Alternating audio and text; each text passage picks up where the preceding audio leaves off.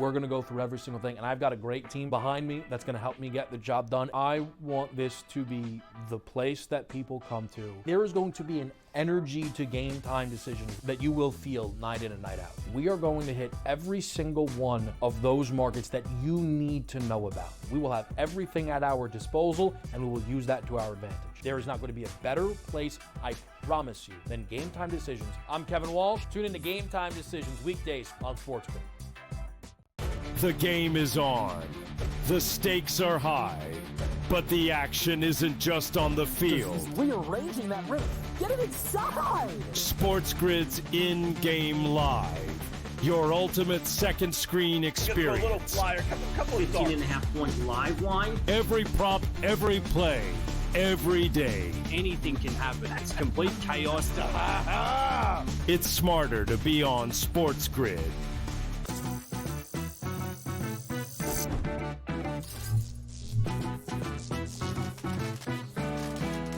Did you know sportsbooks tend to draw up tighter bet lines for events that get even more bettors, like championship games or major matchups? My tip? Try betting on less popular sports. You might have a better shot at beating those odds. Now, go get lucky. See you in Las Vegas. Let's get lucky.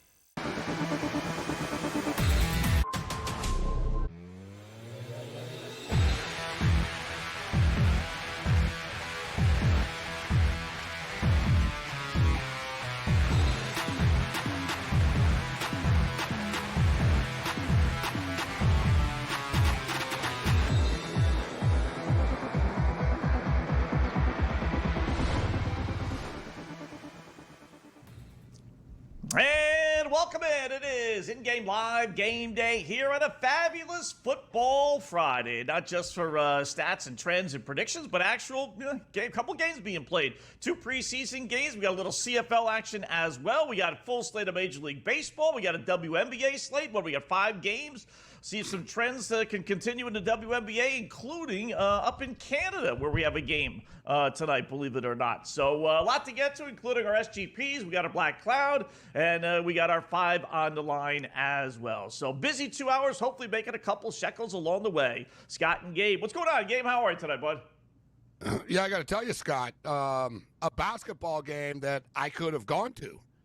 It's in Vancouver. I was going to ask you about that. You going to take a ride over there? You can still get over. Yeah, you can make it, can't you? I would have went, but I decided, you know what? I'm not sure a WNBA game is worthy of taking a night off for. Right? You know, I mean, I pick my spots. It's dedicated to this draft. Exactly. World Series, usually I go to a Michigan game a year, a Buffalo Bills game a year, so there'll be some certain spots. Actually. But, yeah, this game is in Vancouver. Now, I'm not sure it matters where Seattle plays, Scott. They've lost 6 in a row. And you know as well as I do, this Atlanta Dream team, they're hot. Like, they're hot. I'm going to jump in on their futures. Like, they can beat anybody. They're 8-1 in their last 9 games.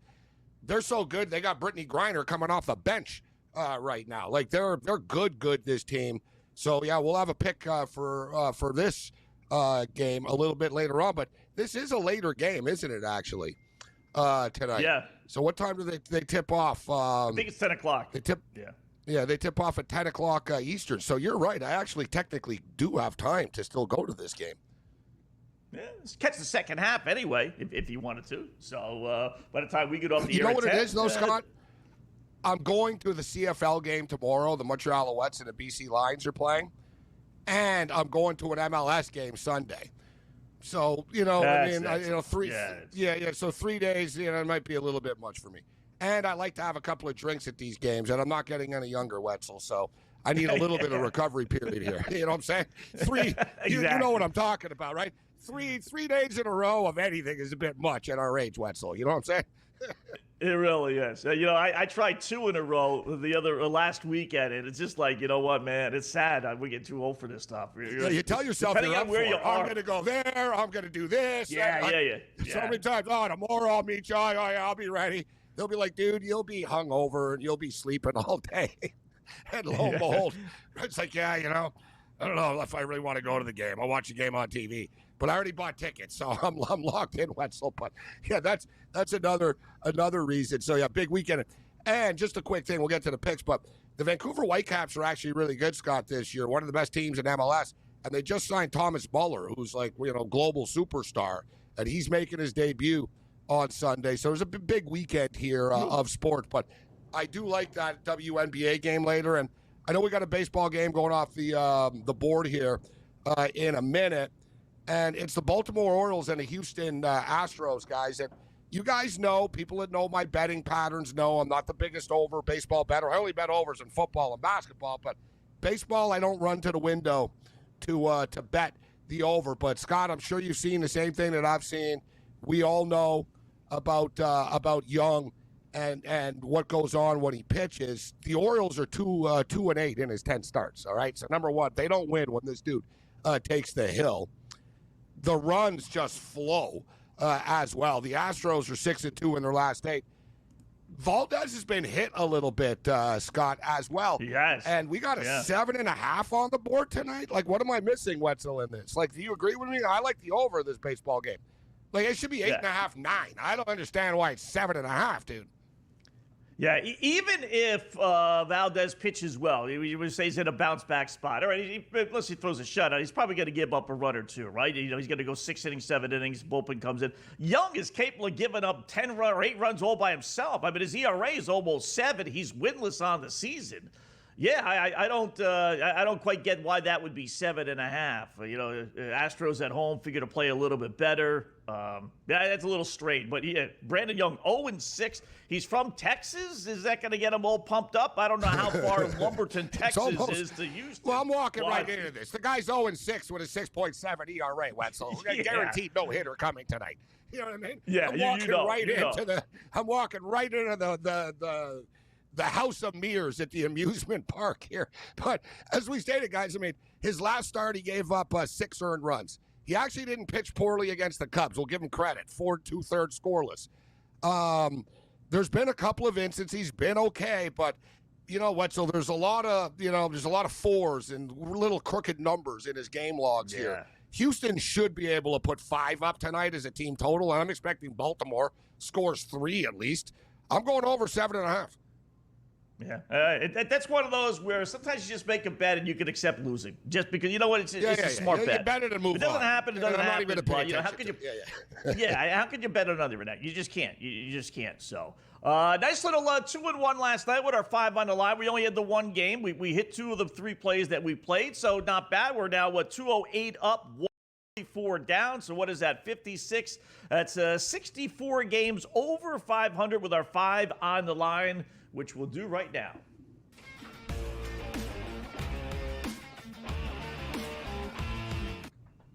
All right, this is more a traditional 5-pack for you. We'll start with NFL. We got the one game going on now. We got one that starts a little bit later on, Kansas City and Seattle. I know it's different coaches and all that other stuff, so you put whatever credibility you want into this, but I will tell you, Seattle, 11-5 under their last 16 preseason games. That's pretty impressive. So let's. I'm looking for some unders this weekend.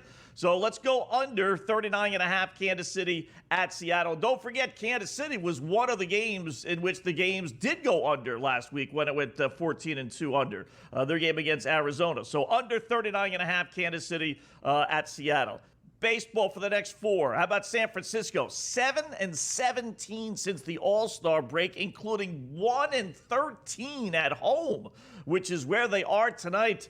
I'm not in love with this pick because Tampa Bay hasn't been playing great, but give me the Devil Dogs. Tampa Bay plus 112 on the money line against a Giants team that is just that they waved the white flag for sure.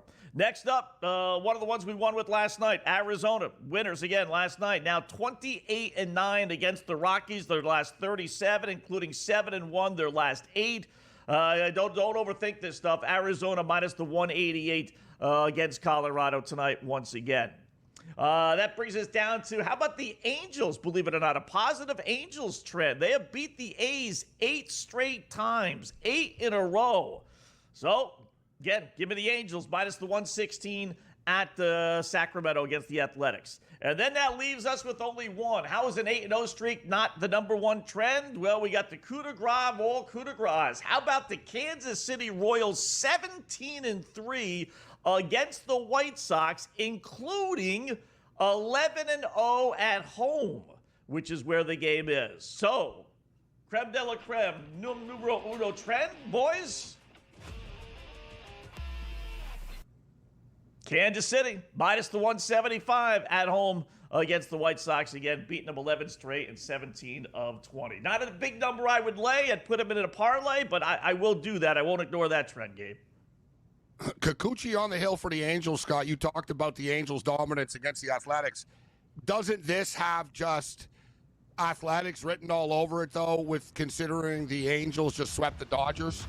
I think it's just like classic lose this game tonight. Yeah, more coming up.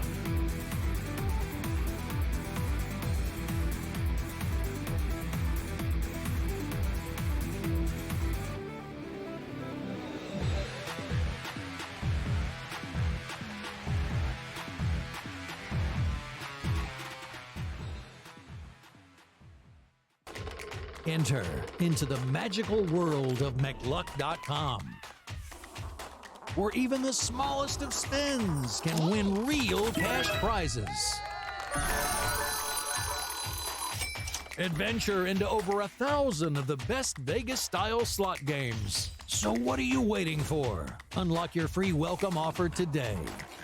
Join the fun where winners play and players win.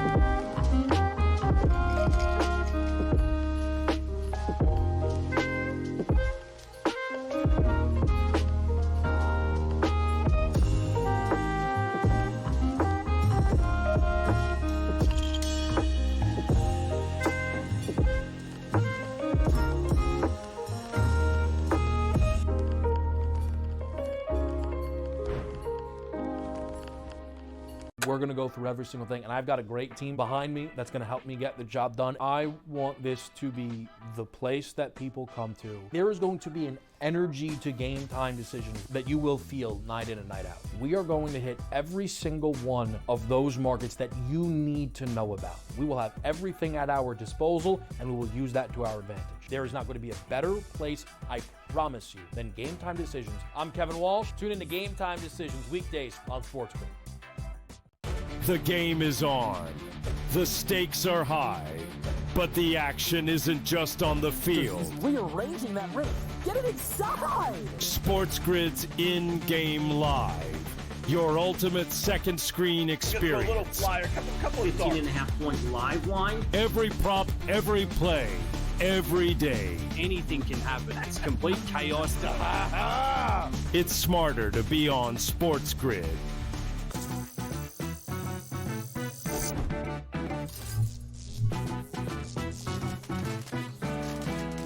Did you know sportsbooks tend to draw up tighter bet lines for events that get even more bettors, like championship games or major matchups? My tip?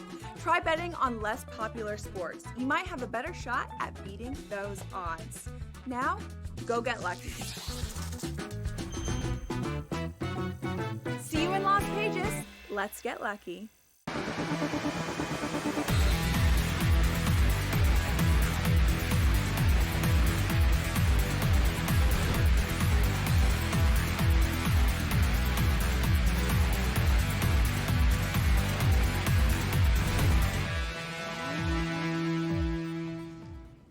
All right, welcome back in Game Live. Game Day here on the grid. Scott and Gabe, hour number one, just getting underway. Just to recap our five on the line, as we always do. First segment. Now recap it here. Quick second segment. Under 39.5 in the second football game. Kansas City, Seattle. Seattle 11-5 under last 16 preseason games. We'll go with Tampa Bay plus the 112 at San Francisco. Giants have lost 13 of their last 14 home games, which is amazing. Arizona minus the 188 against Colorado. They own the Rockies. We talked about that last night. We'll grab the Angels minus the 116 against the Athletics. Angels have beat the A's 8 straight. And then we'll go with Kansas City minus the 175 against the White Sox as they have beaten the White Sox 11 straight at home and 17 of their last 20 meetings. I mean, everyone beats the White Sox. I get that, but that is a trend that is pretty impressive, I must say. So we'll play Kansas City with that one. Bunch of games underway, Gabe. I mean, with the Mets and Mariners going back and forth. Milwaukee Brewers going for their 13th straight win. I didn't have time to put it in. I didn't know who was pitching when I was doing all the picks. Turns out it's Mazeroski, but I'm kind of glad because he got crushed today. Down 8-1 at one point. Last time I checked, it was 8-6. Could the Brewers get their 13th straight win? No, I think the Reds are going to win the series. I think the Reds, we've been waiting for the Reds to dial it up a notch. We've been talking about, when are the Reds going to make their statement? But you brought it up, Scott. The only team never to get swept. And even though they've never really gotten any attention, they're right in the middle of this thing. Like, they're winning more than they're losing. And this is a massive series for them. The Brewers have to cool off. I like the Reds coming into tonight, Scott. I didn't play it. I have a Reds win total bet. It's one thing I like about win totals, right? Like, I've got the Reds, I already got the Reds in a win total. And I didn't want to get in front of Milwaukee, but I was leaning with the Cincinnati Reds tonight. I did play the Seattle Mariners, and not so much to pick on the New York Mets per se, but, Mariners are smoking hot. I did play the Mariners tonight, plus the Mets do have their issues. But I did play the Toronto Blue Jays as well, and the Rangers got off to a quick start tonight, Scott. 3-0 with the Grom on the hill early in that game. And it's still 3-0 right now. In-game total 7.5, Scott. That stadium isn't the big hitters stadium it used to be. Like I said, they moved the fences in, and somehow people they hit less here. But you look at the series against the Cubs, Scott, they were low-scoring games, right? And I kept on hitting in-game unders, 5.5s. We were on the air the other night when you were gone. I gave a 5.5 in the Cubs and Blue Jays. It stayed under. I did it again the following day. It stayed under. The Blue Jays kind of hit home runs. You know what I mean? They're not, like baseball teams, they're not going to crush the ball every night. And the Rangers' offense is kind of spotty. They put a 3-spot up in the second. They haven't scored since. I'm going to jump in, Scott, live in-game. Let's go under 7.5 in the Rangers and the Blue Jays in a game that's on Apple TV only tonight. Blue Jay fans are very upset, Scott.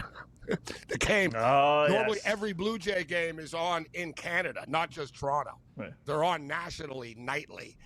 They're not tonight. And people are always surprised, like a bunch of dumbasses about this. What do you mean it's on Apple? What do you mean it's on Apple, right? Just like Yankee fans complain about it. Yeah. I mean, listen, it's the way of the world, folks. It just you're gonna get 5 zillion. Wait till the NFL comes when you get games all over the place as well. NFL's one thing, Scott, because it's only on Sundays, and we'll know through the week. All right, it's an Amazon game on Thursday. Oh, it's the Black Friday or whatever, Netflix. NBA, Scott, I saw the list for the NBA. It's overwhelming. It's crazy. It's like Sunday Peacock, NBC, ABC, ESPN, this, that. And I'm like, dear God, like, how am I going to find these games, guys? It's going to be a click. I'm just like, do you see the list? They're on 9 different platforms. The NBA. I was going to say, there's 7 or 8, legitimate. It's going to take up your entire favorites page. My cable service has a favorites page, so you can move channels. It's going to take up the entire page. Favorite. Crazy. Brewers have done it again. This team is just. Oh, did they really? They did that? Oh, God. 8-8. They were down 8-1. 8-1 in the second inning, left for dead.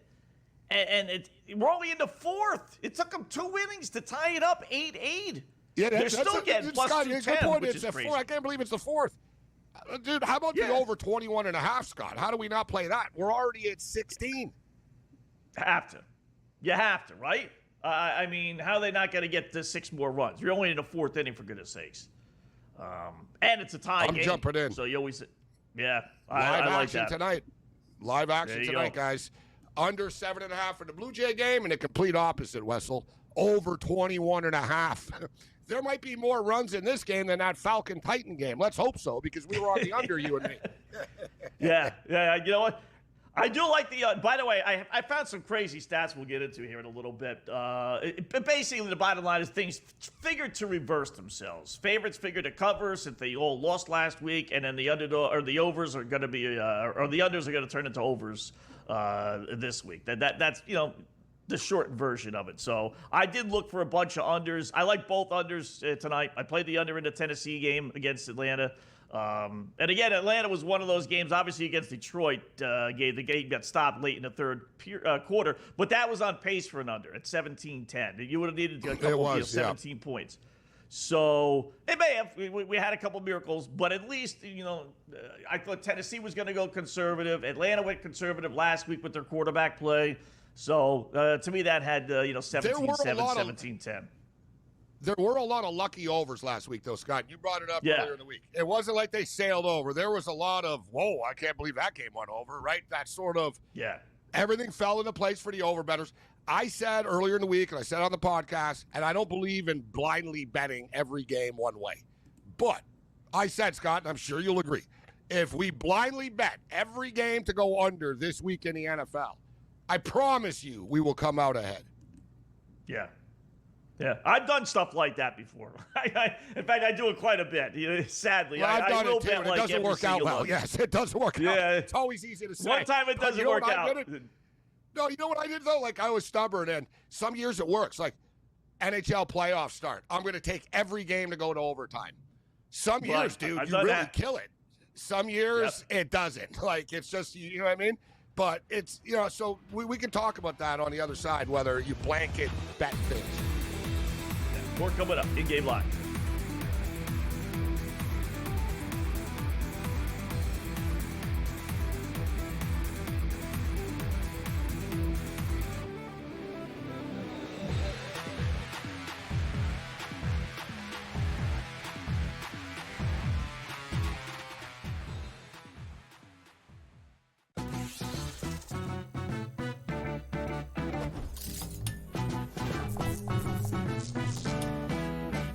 Vegas knows how to celebrate. If you're headed to Vegas for your birthday, plan ahead to get all the birthday freebies the city has to offer.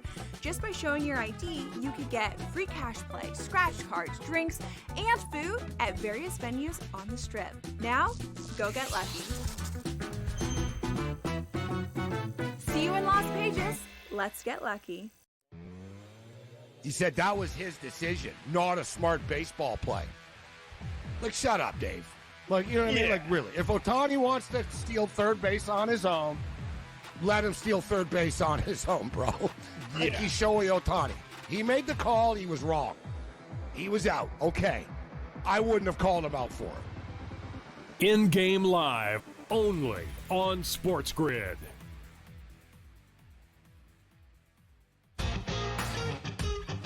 Multiple times on 18 today. It was just so wild. I mean, the distances, JJ hit it to the exact same spot. He had 30 feet, 36 feet, and 30 feet, and made the second playoff hole, the 30-footer there.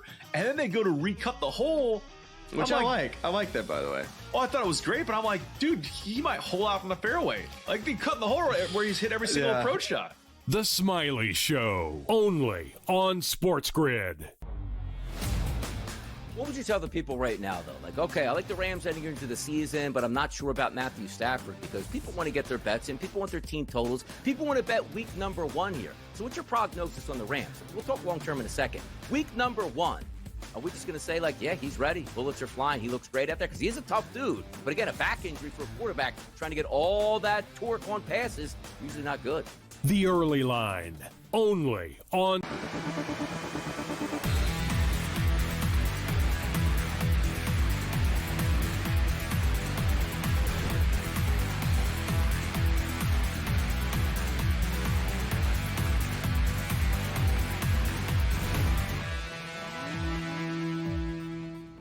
All right, welcome back in Game Live. Game Day here on the grid. Busy Friday. A lot to get to, including our SGP Same Game Parlay.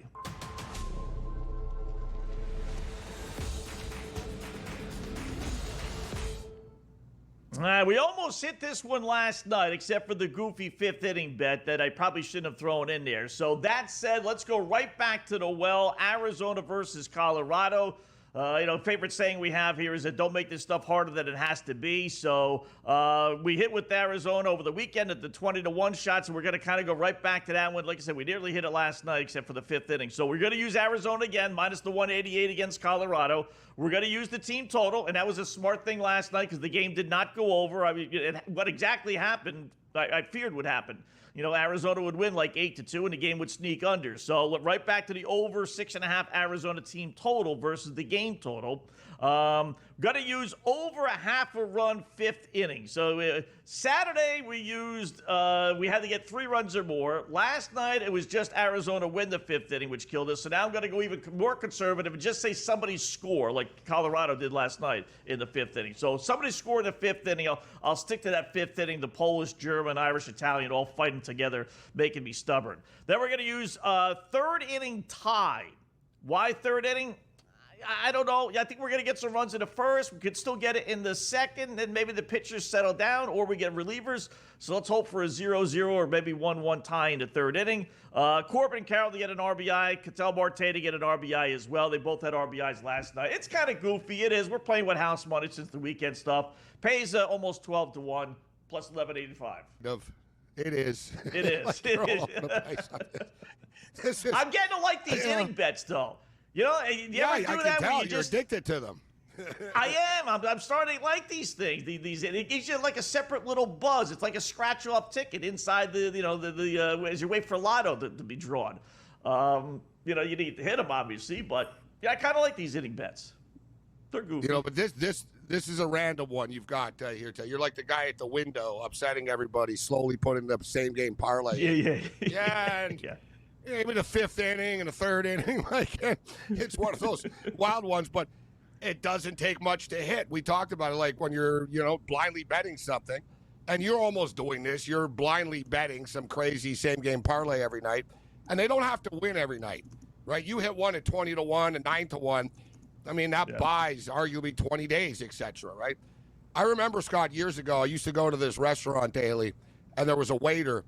And he was from South America. Guy knew nothing about the NHL, all right? Nothing at all. But he liked to bet and play lottery tickets. And in Montreal, years ago, betting's been legal in Canada for ever. So you can actually play parlay, Scott, at a 7-Eleven in Canada. You can walk in and say, I want to play. You can bet on sports in stores, right? It's like the lottery. It's run by the lottery. So you fill out your ticket lottery numbers, all right, game number 18 or whatever. So anyways, this guy every day, Scott, this is literally 25 years ago. He put $5 down every day on, you could play 6 games only, maximum on a ticket there. So he played 6 games to be a tie every day. 6 games to be a tie. And it would pay back $13,000 or $21,000. It would pay back a lot if it happened. And he would also play another $5 ticket with the 6 biggest underdogs to win every day. And I sort of explained to him, I said, it's tough. I said, you're going to get a couple of them. Every day he would be like, I won 4 of them, but I don't understand. The other 2 didn't win. I said, man, you were lucky you got even 4 of them. And I remember the NHL season started in October. He played it every day, Scott, and he didn't win. And lo and behold, a week before Christmas, man, I walked into the restaurant and he was beaming and he showed me the winning ticket. $13,000, and we did the math of the $10 a day every day, and the guy only spent $750, Scott, right? And he won it really seemed like a lot of the time 5, 10, 10, 10, 10, 10, 10, right? We added up, it was $700 or something. He won 13, and then lo and behold, Scott, he won 4 days later again, and wow. And I'll be the first to admit it, and I don't know if you're man enough to admit it, Wetzel. I would have tapped out, bro. I wouldn't have had the patience I couldn't lose from October to the week before Christmas every day on some wild parlay. I would have quit, Scott. He didn't. Yeah. I give him credit. Now, with the overtime, was the bet just any 6 games, or he had to pick the specific 6 games? No, specific 6 games. Specifically, he had 6 games. Geez. Yeah. Wow. So he's trying to go 6 for 6, like on a wild like plays. That's nuts.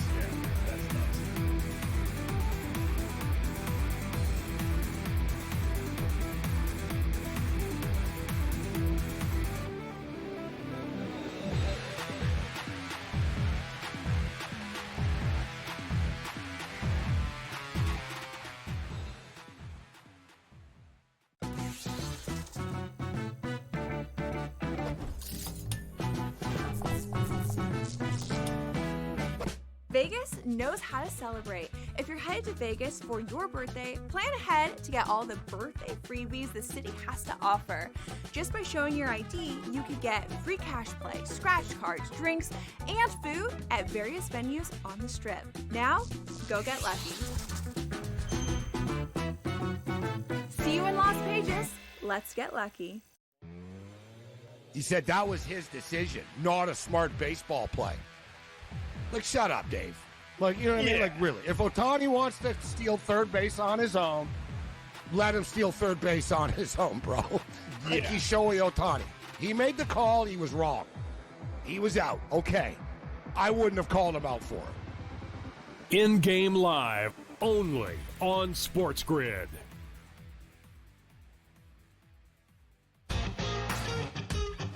Multiple times on 18 today. It was just so wild. I mean, the distances, JJ hit it to the exact same spot. He had 30 feet, 36 feet, and 30 feet, and made the second playoff hole, the 30-footer there. And then they go to recut the hole, which I like. I like that, by the way. Oh, I thought it was great, but I'm like, dude, he might hole out from the fairway. Like, they cut the hole where he's hit every single approach shot. The Smiley Show, only on SportsGrid. What would you tell the people right now, though? Like, okay, I like the Rams heading into the season, but I'm not sure about Matthew Stafford because people want to get their bets in. People want their team totals. People want to bet week number 1 here. So what's your prognosis on the Rams? We'll talk long-term in a second. Week number 1.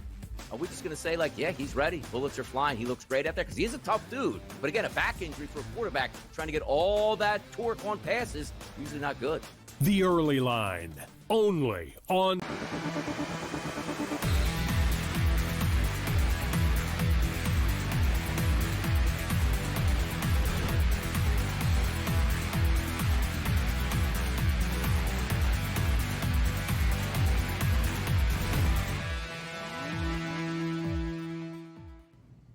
All right, welcome back in Game Live, Game Day here on the grid. Scott and Gabe, hour number 1 on this fabulous Friday. A little bit of everything, NFL, CFL, WNBA. We got golf as well. Baseball, obviously, a lot of games to get to. Hopefully make a couple of tennis. That's right. Zverev we all just love won. Tennis. Zverev just beat Did he Ben really? Shelton. Yeah, pretty easily, too. Man, Ben Shelton's got to be tired. I swear to God, guys, Cam, every time, Scott, every time I watch tennis, Ben Shelton's playing. Like, this guy, like, I know. he's there every day. Ben Shelton, it's like, oh, Ben Shelton's playing now. It's like, dude, man. I saw him. I was like, man, this guy's pretty hot, man. The guy's playing all the time. Like, he's going far. But he's finally hit the wall. He's got messed up by Zverev. Gabe, I got to tell you something tonight, and you don't want to go against superstars, but there's a great matchup tonight on the ladies' side. And I'll tell you one thing.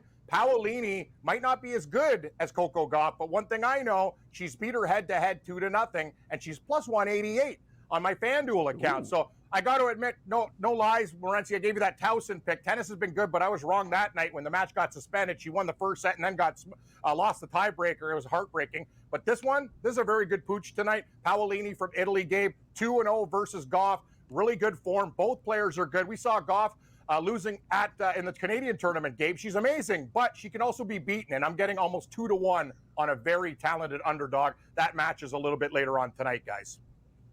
All right. And I see as well. I know. Okay, it's not Rybakina. What is it? Rybakina. What was it? Rybakina. No, Rybakina. Whatever. Like so. We've been always saying it wrong. It's not Rybakina all these years. So it's Rybakina, whatever. Like, it's like, oh, really, girl? Just call yourself Rybakina, all right? Like, exactly. Don't change your name now on us. Don't get all like you're not pronouncing it right in America. Yeah. Huey did that on the Montreal Canadiens. He's from Switzerland. He was a goalie, and I don't know why. Like he was all like the friendliest guy for the first couple of years, and one day he just got mad at everyone. He snapped. He goes, hey, by the way, you're all saying my name wrong. It's Huet. It's not Hue, it's Huet. And like people are like, whoa, calm down there, bro. All right. Like he really got upset about it. But he never said anything for years, right? It's sort of gross, but I just want to throw it out there. I think Swiatek beats her, minus 175. So I just want to throw that in the other in the semifinals. Yeah, that's WNBA tomorrow guys. night.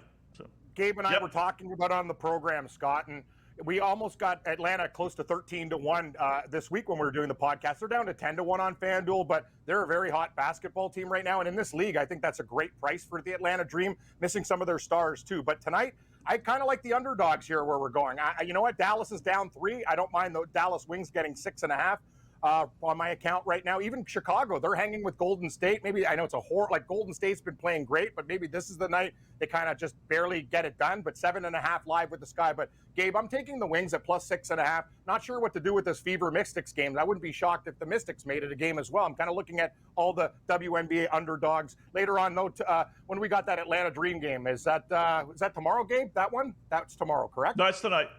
Oh, it's tonight? No, it's tonight. Oh, it's not on my board. It's not on my board. Oh, okay. That's a thing. You see exactly what you said. Like glasses, it's in the same font and everything. I'm like, why would you not put it with tonight's games? Anyway, I'm going to ride the Dream again. They've been hot to us, good to us all week, and a very short price in Morency's backyard in Vancouver there. Give me the Atlanta Dream. And what? So you know the LA Sparks. The LA Sparks score, right? We've talked about it. They routinely get into the mid-90s, 100s. I'm on Dallas plus the points. I played it before the game. I didn't play in-game here on any of these games. I played all the games before. But it's 194.5 right now. And we're already at 107, and the third quarter just started. They put up 103 points combined in the first half. I don't think the 194 is unattainable, guys. It's not going to stop. Like, the LA don't really play defense. Dallas just go up and down the court. If Dallas could shoot the 3, that'd actually be good. They can't shoot Dallas.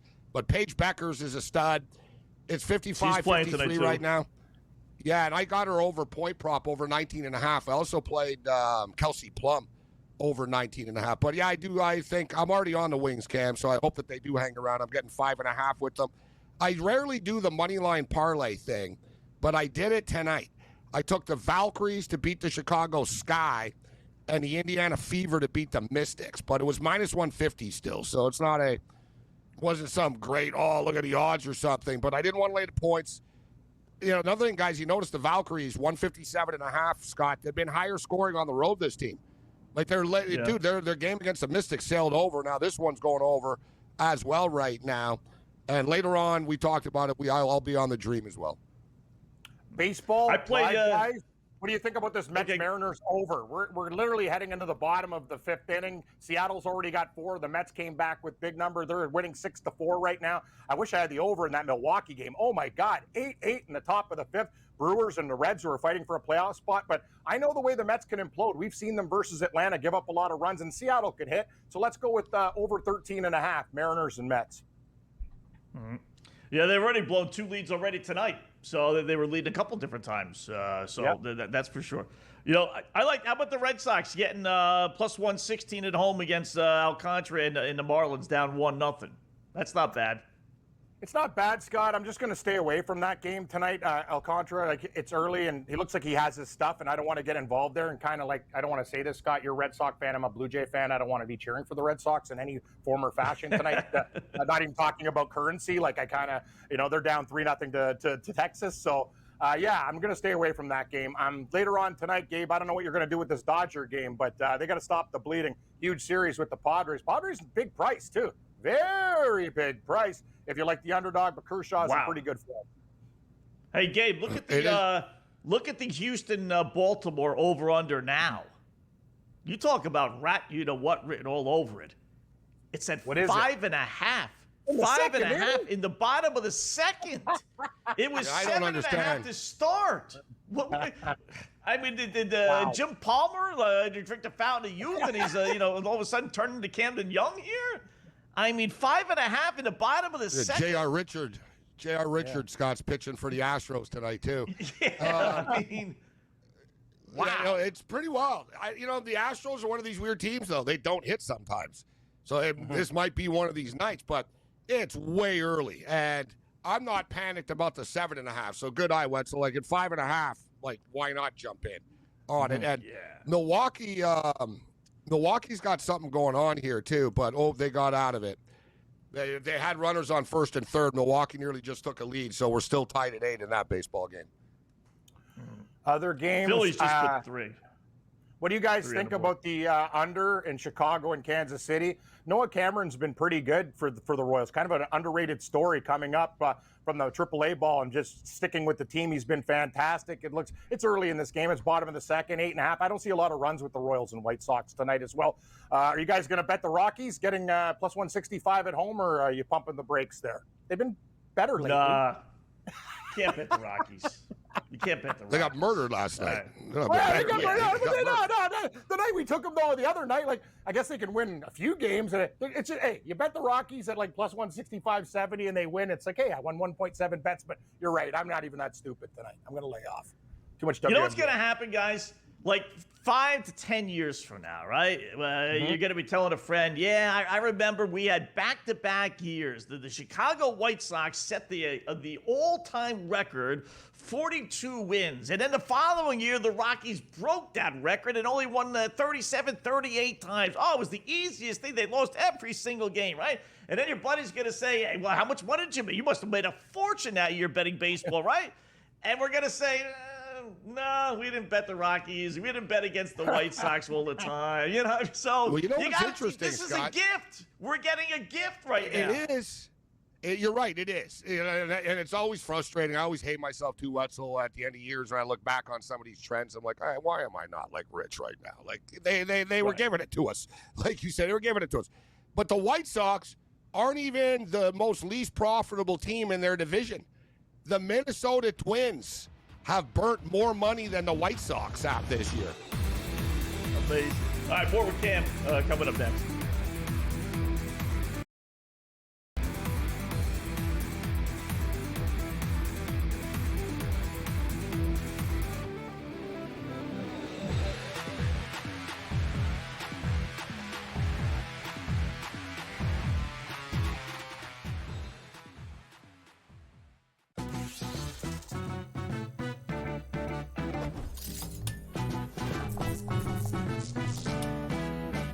Vegas knows how to celebrate. If you're headed to Vegas for your birthday, plan ahead to get all the birthday freebies the city has to offer.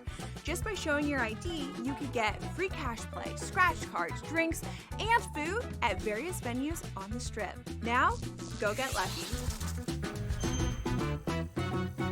See you in Las Vegas. Let's get lucky. He said that was his decision, not a smart baseball play. Like, shut up, Dave. Like, you know what I mean? Like, really. If Ohtani wants to steal third base on his own, let him steal third base on his own, bro. Like, he's Shohei Ohtani. He made the call. He was wrong. He was out. Okay. I wouldn't have called him out for him. In-game live, only on SportsGrid.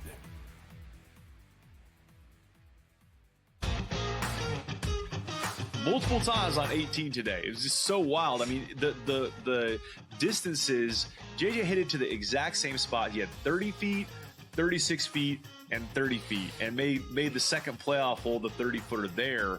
And then they go to recut the hole. Which I like. I like that, by the way. Oh, I thought it was great, but I'm like, dude, he might hole out from the fairway. Like, they cut the hole where he's hit every single approach shot. The Smiley Show, only on SportsGrid. What would you tell the people right now, though? Like, okay, I like the Rams heading into the season, but I'm not sure about Matthew Stafford because people want to get their bets in. People want their team totals. People want to bet week number 1 here. So what's your prognosis on the Rams? We'll talk long-term in a second. Week number 1. Are we just going to say, like, yeah, he's ready. Bullets are flying. He looks great out there because he is a tough dude. But again, a back injury for a quarterback trying to get all that torque on passes, usually not good. The Early Line, only on...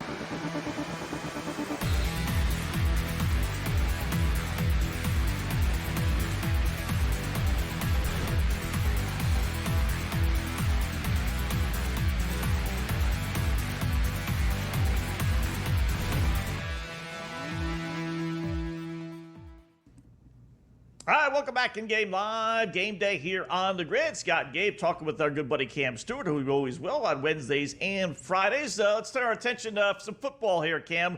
We got one CFL game starting in a little bit. We got one NFL game. Let me just real quickly go to the game that's in progress in the NFL. Tennessee leading Atlanta 13-3. No Michael Penix Jr. or Kirk Cousins for the Falcons. I just hate that philosophy. I really do. Over-under is 32.5, and Tennessee's laying 9.5. Any interest in that game before we get to KC Seattle? I'm on the original under, 32.5. It's not really smart to buy back, but I would go that way. I'm not sure how much offense we're going to see. And we remember it was 0-0 for a while. They got that pick six, and I was like, I would have been in really good shape. But yeah, you know what? I don't see too much scoring in the second half. Gabe and I talked about it on the podcast too. I think if you're going to bet every single game in the National Football League preseason this week, I would almost like throw down a lot that there's going to be more unders and overs. This is one of them that I do like, Scott. So yeah, I would lean under that way. CFL game, I'm not sure. Gabe and I might be on different sides here, but we both like the over. This Toronto Argonauts team is getting 3 points. Edmonton opened up at 1.5. The line closing at 3. They're really playing better football. They've been stealing games. They've been in games. As for Toronto, their defense is deplorable, but they can score. So the over is probably the best part of that game. And we talk about a teaser. I would tease Toronto, the dog, to 10 and go over the number, Gabe. I think you said that if you're going to do that with Toronto. I don't mind the same game teaser for this one. I'm expecting points, and I expect a very, very tight game. Edmonton's like, they're favored by 3, but like really, they could lose this game. I'm actually going to bet Toronto +3. It's a weird point spread. That Edmonton, a team, Scott, Edmonton don't win at home. They're literally, and I'm not even exaggerating, they won their first home game in the month of July this year, and for the first time in 4 years. Like they're literally like 1-29 in their last 30. I was going to say, is that the team? I remember a team last year was like, they had lost like 18, 19, 20, something them. Goofy in a row. That was them, right? Yeah. And you'll get a kick out of this. They changed their name. Remember they were the Edmonton Eskimos? The thing is, there was never any backlash, right? Like, it wasn't like the Redskins. Like, you know what I mean? It was like the Eskimos. People were like, I don't know, like, you know what I mean? No one was. Yes, exactly. The thing is, like, there was no Eskimo groups, natives, Inuit groups that were like, hey, you know, we don't like your name. And in fact, they liked the team. So it was one of those deals. They were like, nah, you know what? We like it. But the new owner came in, and he wanted to be politically correct. And he goes, oh, you know, it's a new era. You look at what's going on in Washington. I think we should change the name.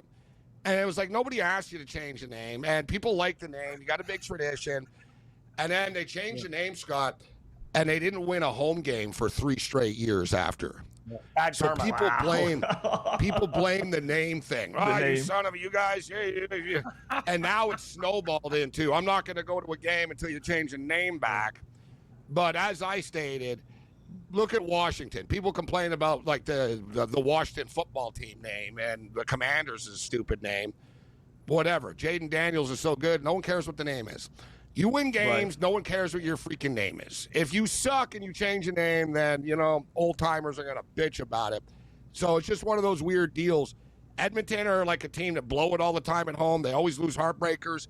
I get the feeling that they win a close one tonight. So a couple of news trends for this. The Argos have scored 29 or more points in 6 of their last 7 games. So we know the Toronto Argonauts are going to put points up on the board. Their problem is they've given up 26 or more in 5 of their last 6 games. And they gave up 46 last week, Scott. They scored 42 last week. They gave up 46, right? Edmonton's offense isn't as explosive as these other teams in the CFL is, but they're not bad. And their quarterback is Cody Fajardo, who was the Nevada Wolfpack quarterback after I remember him. After Kaepernick. After Kaepernick left, Fajardo took over. So he's been playing well for them. Their offense has got a little bit of a spark. The Argos they're not a good road team. They're 1-3 on the road this year. I'm going to go with the Elks on the money line, guys, -155/-160. We'll go with the over, which was 53. It's up to 54.5 now, but we'll go with the over. Yeah. And I rarely tease both sides, but I'm going to tease this both sides. So I'll get the Argos +10 to the over, and we'll have the Elks +4 to the over. So in other words, this game better go over the number. It should be noted, too, quickly with the props, Nick Arbuckle, the guy throws for like 400 yards a week, all right, for the Argos. His prop is 302.5 tonight. Let's go over Nick Arbuckle player prop. Let's go over Fajardo, 281.5 passing yards as well. DeMonte Coxey to score a touchdown, minus 140. Coxey over 71.5 receiving yards. And Devarius Daniels over 40.5 receiving yards. We're locked and loaded, ready to rock. It's going to be a good game, Scott. I mean, we had the dog in the over in the first game. It got there due to crazy fashion on a missed 63-yard field goal, which was returned, but turned out to be the right side with the dog in Ottawa and over. And there should be fireworks in this game tonight. Back and forth action. The offenses should rock. I'm going to go with the over. It sounds like we're going to get a whole bunch of points. And I'll just throw, I get FanDuel here, passing touchdowns, 1.5 for both quarterbacks. Sounds like both are going to throw for 2 or 3 touchdowns. So I'll play both quarterbacks over 1.5 touchdowns. I would play. I wish I could get that. I don't have access to that prop. You got me excited, Really? Wetzel. I would hammer it. Take Nick Arbuckle. Nick Arbuckle over 1.5 touchdown passes. I agree. You don't have that Like basic one, really, in Canada? That's rare. Yeah, no, not at the book I'm betting I got it at. on my book. My book has it. I'm not saying. Thing is, FanDuel is not in BC. FanDuel is only in Ontario, and I think they might be in Alberta actually now, but like they're not. Some of the provinces in Canada opened up like a free-for-all. Like Ontario was basically like a free-for-all. Ontario said, hey, you know what? You pay for your license, you can open up a sports book. Others, like BC, does it themselves. Like BC has their own sports books and casinos. The government owns it. They're like, no. We're not letting some sports book come in and make money. We'll make the money. Exactly. Right? So that's where like it's all going to go. Eventually, that's where it's all going. Yeah. And, Cam, you got any golf matchups you like? Real quickly, any golf matchups you like? Just quickly, if you're going to bet one guy other than Scheffler is there again, Robert McIntyre is plus 120 to win with a 5-shot lead. There's a lot of golf left. Hideki Matsuyama, 28-1, is the one guy I'd look for live. He's 7 back. He's in 4th, though, only. But it's hard with Scheffler there. But 28-1 is a good price for Hideki, who's playing well. Cam, great job as always, man. Enjoy your weekend. We'll do it again next week.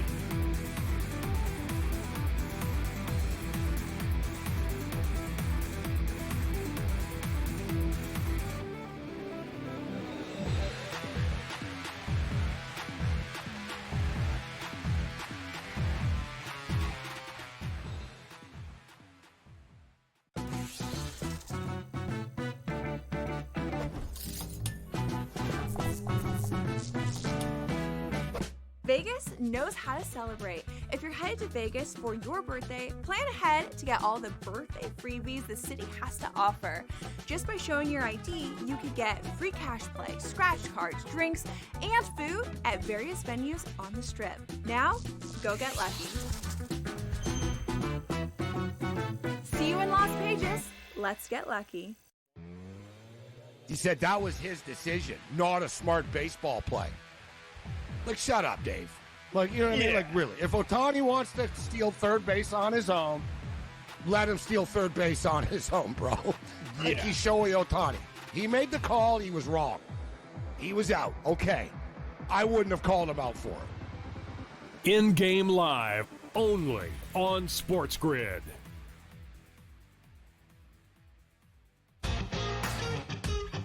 Multiple times on 18 today. It was just so wild. I mean, the distances, JJ hit it to the exact same spot. He had 30 feet, 36 feet, and 30 feet, and made the second playoff hole, the 30-footer there.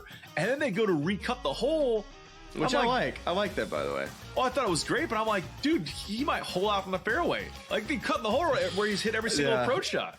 The Smiley Show, only on SportsGrid. What would you tell the people right now, though? Like, okay, I like the Rams ending into the season, but I'm not sure about Matthew Stafford because people want to get their bets in. People want their team totals. People want to bet week number 1 here. So what's your prognosis on the Rams? We'll talk long-term in a second. Week number 1. Are we just going to say, like, yeah, he's ready. Bullets are flying. He looks great out there because he is a tough dude. But again, a back injury for a quarterback trying to get all that torque on passes, usually not good. The Early Line, only on...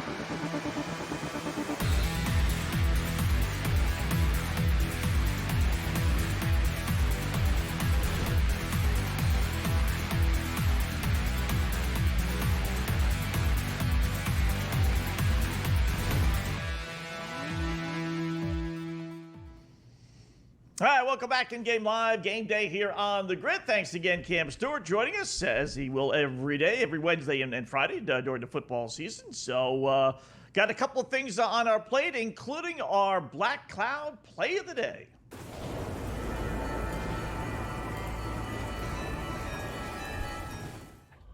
All right, I don't like to do this. We do try and avoid this, but tonight it's just, it's inevitable. We don't like to double down, but we will tonight. We used Arizona, Colorado with our SGP. I generally like to go elsewhere, but this Rockies team is just so bad. As we were joking before, at the end of the season, we're going to be kicking ourselves because, it's easy to bet on winners, but it's just as easy to keep betting against losers. So have a favorite saying here, don't make this stuff harder than it has to be. Why try and figure out who's going to win between Tampa Bay and San Francisco? It's basically pick them when I got a dog team like Colorado.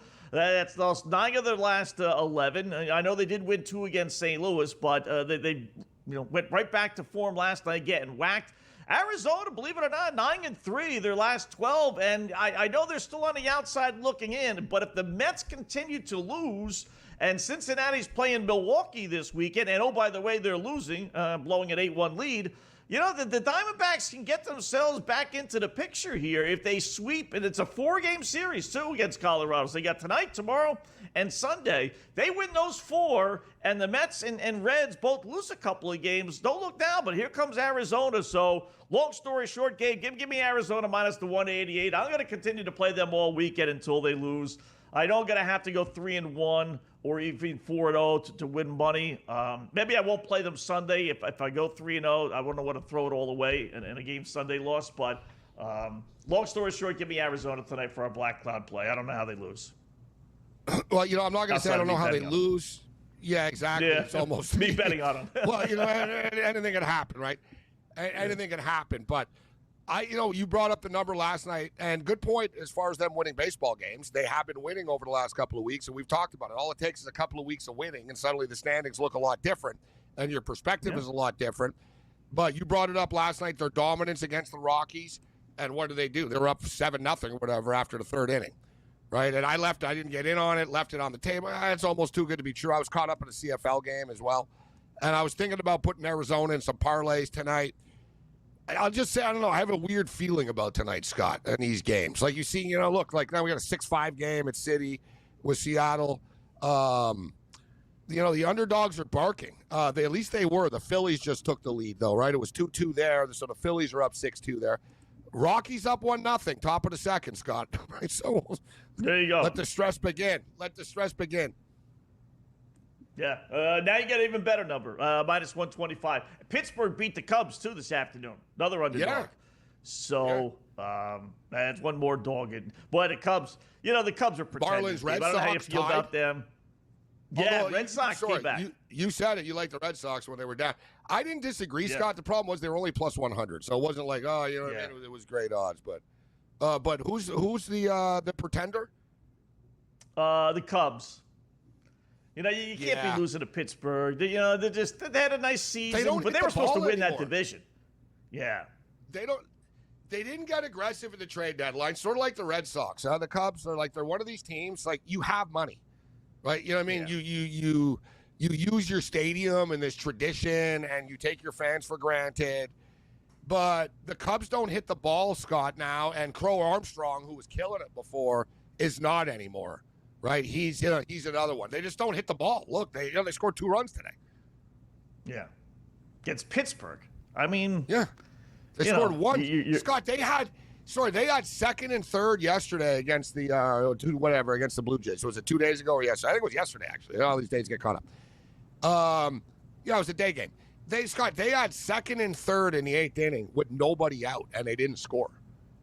Like it turned into one of those, they tried to bunt, they popped it up. That happens for them all the time. Yeah.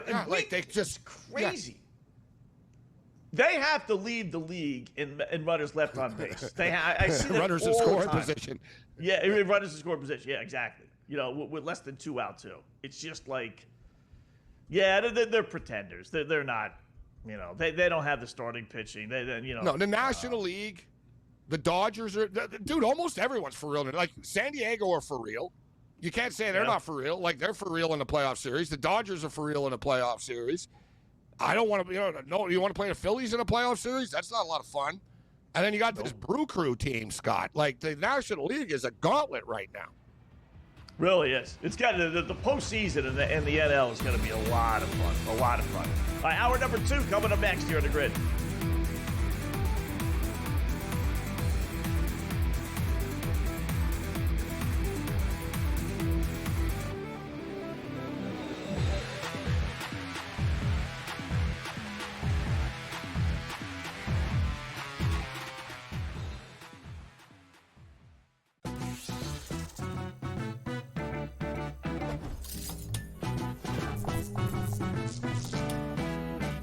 Vegas knows how to celebrate. If you're headed to Vegas for your birthday, plan ahead to get all the birthday freebies the city has to offer.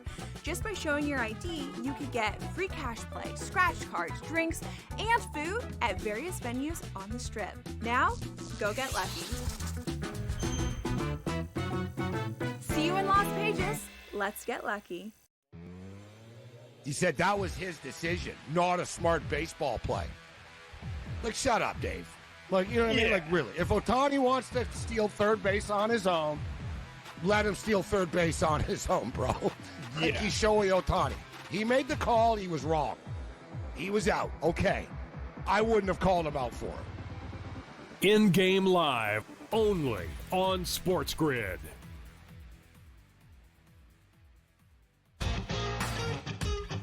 Multiple times on 18 today. It was just so wild. I mean, the distances, JJ hit it to the exact same spot. He had 30 feet, 36 feet, and 30 feet, and made the second playoff hole, the 30-footer there. And then they go to recut the hole. Which I like. I like that, by the way. Oh, I thought it was great, but I'm like, dude, he might hole out from the fairway. Like, he cut the hole where he's hit every single approach shot. The Smiley Show, only on SportsGrid. What would you tell the people right now, though? Like, okay, I like the Rams heading into the season, but I'm not sure about Matthew Stafford because people want to get their bets in. People want their team totals. People want to bet week number 1 here. So what's your prognosis on the Rams? We'll talk long-term in a second. Week number 1. Are we just going to say, like, yeah, he's ready. Bullets are flying. He looks great out there because he is a tough dude. But again, a back injury for a quarterback trying to get all that torque on passes, usually not good. The Early Line, only on...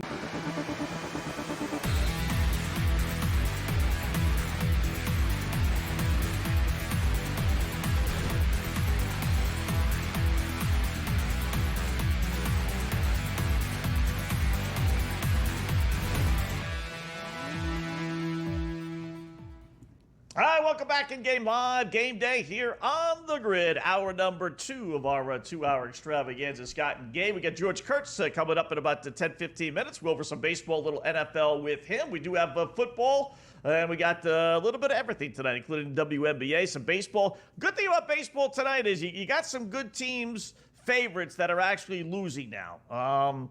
Doesn't necessarily mean they're an underdog, but you got Arizona down 1-0 against Colorado, Gabe. So now Diamondbacks minus 188 to start the game. Only second inning, minus 125, but much more reasonable. You have Houston down 1-0 against Baltimore. At least we got a run in bottom of the 4th inning, so that's good news. Astros are pick 'em. I can't believe this guy Young is throwing shutout baseball so far, but that's a bettable game. You got the Mariners down 6-5 against the Mets. Another game. Mariners top of the 7th, getting plus 260 against the Mets. I'll take a bite of that. And the Guardians, Scott. Guardians only down a run, plus 200. It's only 1-0. Braves up 1-0. You're getting plus 200 with the Guardians, but it is the bottom of the 7th. We're running out of real estate a bit here. There's one out in the 7th, so we've got 8 outs to give here still in this game, but still plus 200. I'll tell you, Gabe, this kid pitching for the Braves. I played the under in this game. It was 8.5. He's only made 2 starts, so, it could be just an anomaly that you don't know. But he's been lights out. I think he's given up 1 run in each of his 2 starts or 1 run total. It's not a lot, this Waldrop dude. His ERA is 1.02. Yeah, I mean... 1 run over 6 innings against Miami, and then 1 run over 5 2/3 innings against Cincinnati. So I was like, they were giving me 8.5 tonight. I said, I'll take a flyer, and it's shutout ball. Not bad. Falcons score a touchdown, Scott. 13-10 now. NFL update. Yeah, and you know what? The total has bounced up to 39.5 right now. This is an in-game betting show. I don't think it gets to 40. I'm not going to freak out because there was a touchdown. Right.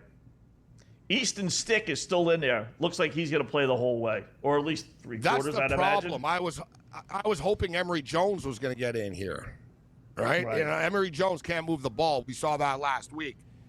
Easton Stick, and I'll tell you, you brought it up earlier as far as they're being cautious, right? These coaches take the joint practices more seriously, and they got into a big brawl. Penix looked good in the joint practice this week with the Titans. Oh, God, now there's a field goal. Doesn't stop, Scott. 13-13. Ugh, how'd that happen? 13-13. These goofy second halves, man, of the NFL preseason. They get whacked. Everything's fine until it isn't in these games. Yeah. It's like, it's fine. It's fine. Don't worry. It's 6-0. No. Now we got a 13-13 game. In-game total, we were cruising 40.5. We were cruising 6-3 final minute of the first half. Right around minute and a half. And then Tennessee scores a touchdown. All right, 13-3. That's not the word. The total fell at 26.5, Scott. I had my eye on it. 26.5, bro. Wow. The only good thing is they don't go to overtime, which does help us a little bit. But, all right, we're at 13 all. Who's quarterbacking now for Tennessee? It was Cam. He started. He played. He went 2 of 7, so I'm guessing he had 2 drives.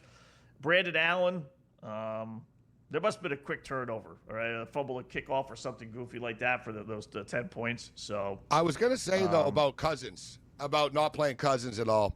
They want to trade him. Right? That's and I tell you what, Easton Stick is looking good enough, actually. He's been pretty good in the preseason. He was pretty, you know what I mean? Easton Stick, you and I talk about it, one of these backup dudes, play well enough in the preseason, you earn NFL coaches' trust. And Easton Stick's one of those guys, they trust him. NFL, you know what I mean? Don't you want to showcase Cousins, though? I mean, the last we saw Kirk Cousins, he was awful.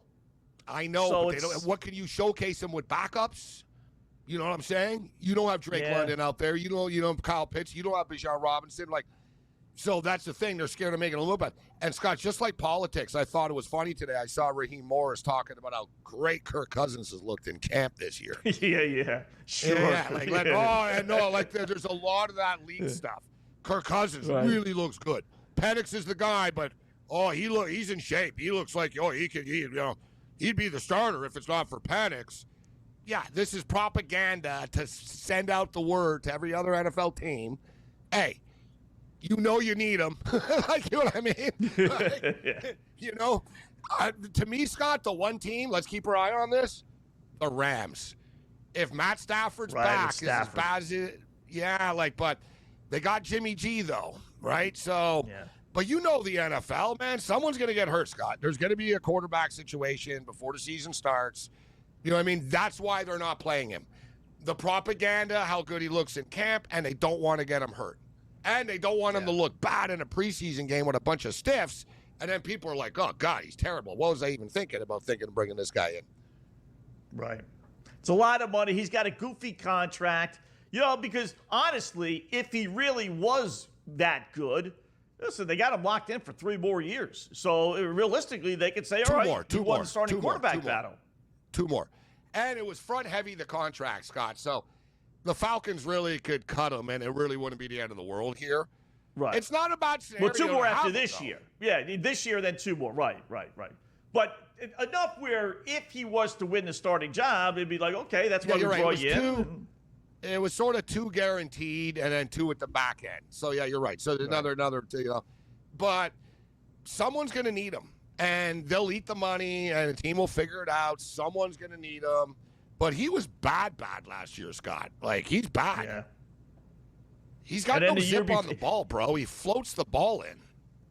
He's like? He's almost like Aaron Rodgers in that the year before, don't forget, that's when he blew out his Achilles. So he hasn't been good for 3 seasons. It's a good point. Yeah, to be fair to him, we don't think about that. Good call. Yeah. So...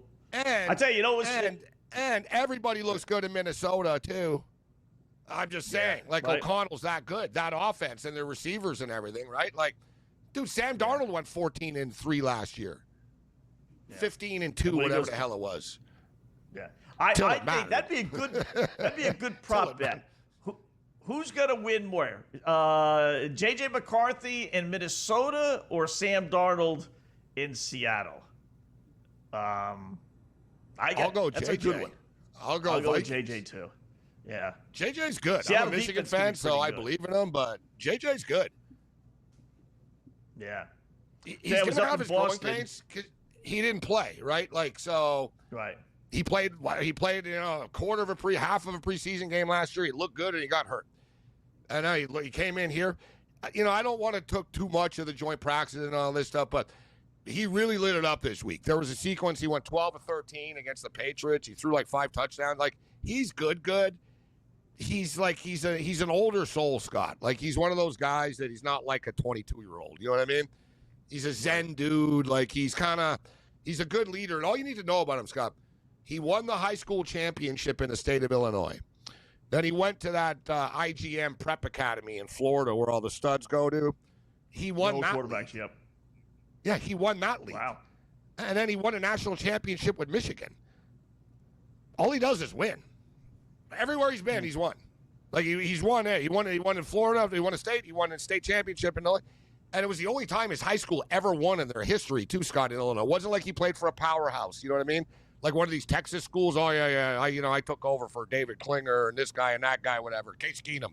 No. He went to some small school in Illinois, and they won the state title. Only time they ever won in their history. Wow. It's like Hoosiers for NFL, for Illinois. Yeah, he's a winner. Yeah. All right, Cam Stewart, or Cam, George Kurtz coming up next.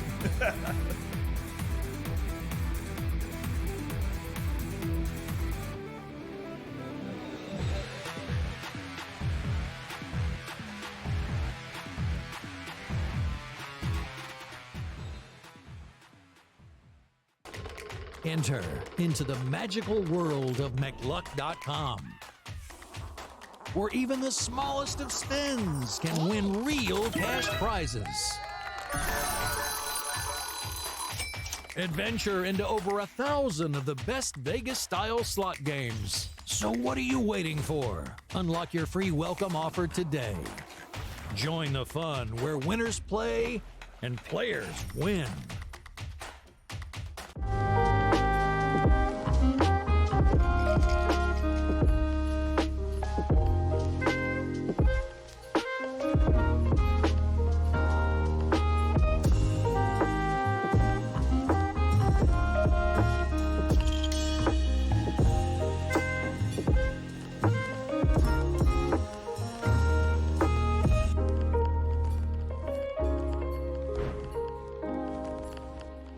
We're going to go through every single thing, and I've got a great team behind me that's going to help me get the job done. I want this to be the place that people come to. There is going to be an energy to game time decisions that you will feel night in and night out. We are going to hit every single one of those markets that you need to know about. We will have everything at our disposal, and we will use that to our advantage. There is not going to be a better place, I promise you, than Game Time Decisions. I'm Kevin Walsh. Tune in to Game Time Decisions weekdays on SportsGrid. The game is on. The stakes are high. But the action isn't just on the field. Rearranging that roof. Get it inside! SportsGrid's in-game live. Your ultimate second screen experience. A little flyer, couple of 15.5-point live line. Every prop, every play, every day. Anything can happen. That's complete chaos. It's smarter to be on SportsGrid.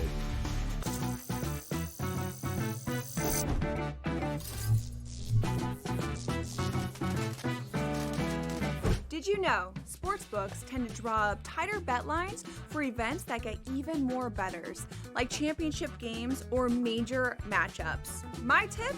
Try betting on less popular sports. You might have a better shot at beating those odds. Now, go get lucky. See you in Las Vegas. Let's get lucky.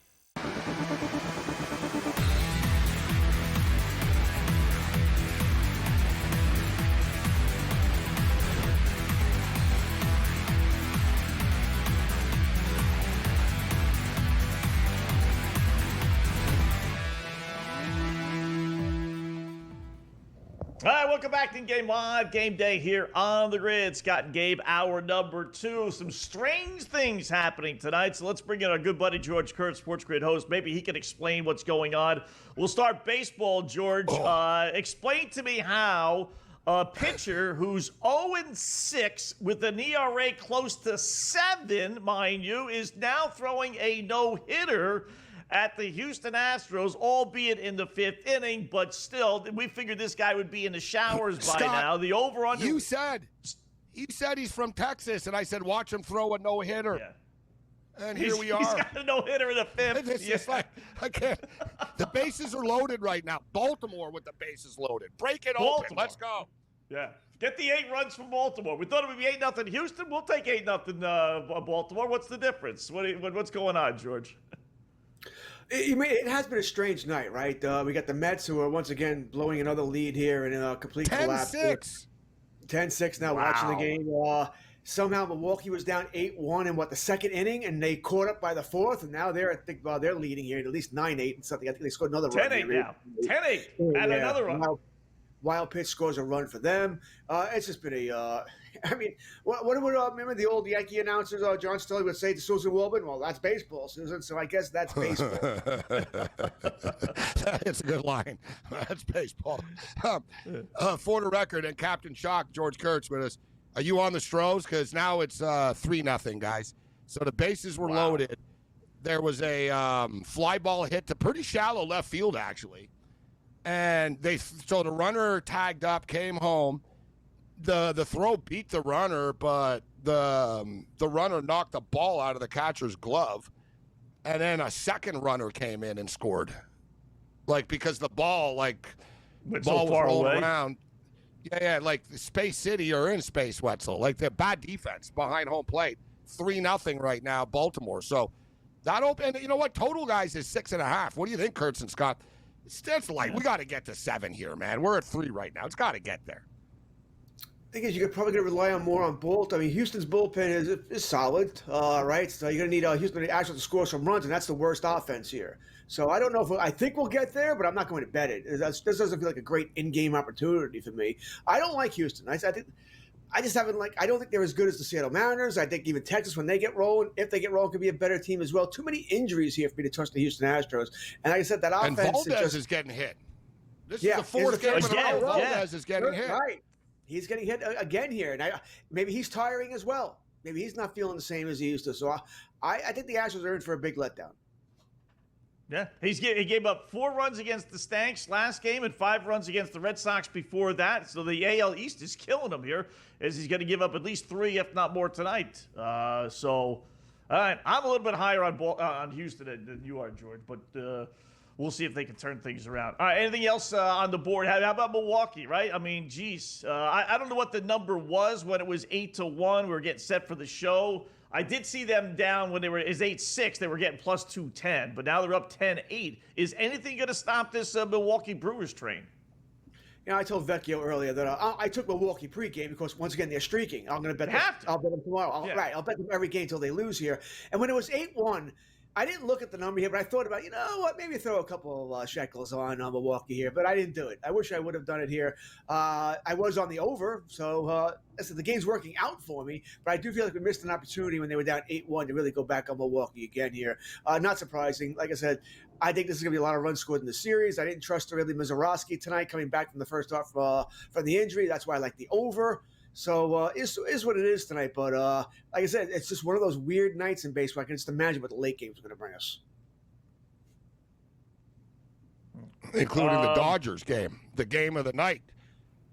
There's some big games tonight, but we got the game of the night tonight. And let me throw some numbers out there for you guys for this game. Remember, Scott, too, I brought it up, and it was Walker Buehler against San Diego at Boston. We won that night. Remember, they were like big underdogs. And they said, yeah, you know what? I'm going to go with Walker Buehler, guys. You just look at the history, and history repeats itself. And if there's one team, too, Kurtz and Scott, that Kershaw's pitched a lot against, obviously, is a division team. And Kershaw's pitching well now. He's pitching so well that, he shouldn't retire type deal. He doesn't, look like a dude that needs to stop. But nevertheless, he's 23-11 in his career against San Diego. All right, he's got a 2.9 ERA against them. The Dodgers are 7-2 in their last 9 games against them. And this is something that I found interesting. 8 of the last 10 games in this series, guys, have been decided by 2 or more runs. Only twice have they played 1-run games. So I'm just saying, like, as far as the run line tonight, for the Dodgers, I know it sounds, people are not going to want to do it. I'm sure people are going to be attracted to the big price with San Diego. And then the way the Dodgers are not hitting the ball, you're going to say, man, I really don't want to take the Dodgers -1.5 in this spot. But that's what I'm going to do, guys. I'm going to take the Dodgers -1.5 in this spot. Kurtz, what are you doing with this game? I mean, the Max Muncy, he was put on the IL, so that concerns me as well for the Dodgers here. I mentioned this to you, I think, on Rage earlier in the week. That is devastating to them, actually. Right, because when he came back, they all started to hit again. Right, Muncy was hitting a ton. Right, he was hitting home runs there. The Mookie Betts started. Freeman looked good. It just seemed like all the dominoes were falling for the Dodgers there. That being said, I'm a pitching guy, and I like Kershaw a lot more than I like the bullpen game we're going to get here for San Diego. All right, so I kind of like where you're going with here. Take them up plus 132 on the run line. It won't be a big bet for me, but that's where I'm going to go as well. I probably like the over as well. I think we're going to get some runs, but 9.5, that's pretty steep. I think I want to hope maybe the first inning is scoreless, and then we can hit it in game over. Yeah, that line has dropped way down. I'm looking at that. So it's only -146.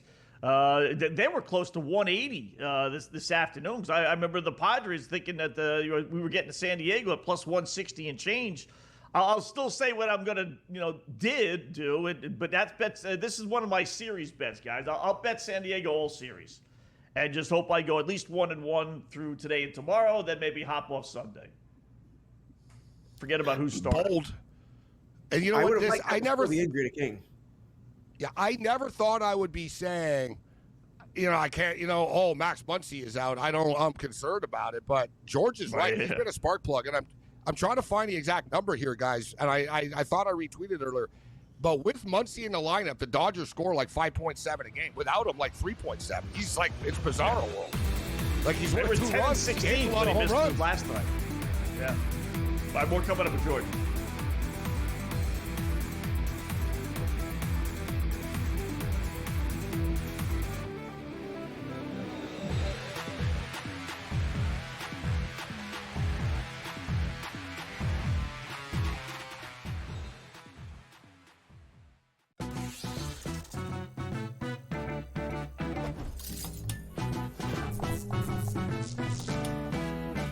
Vegas knows how to celebrate.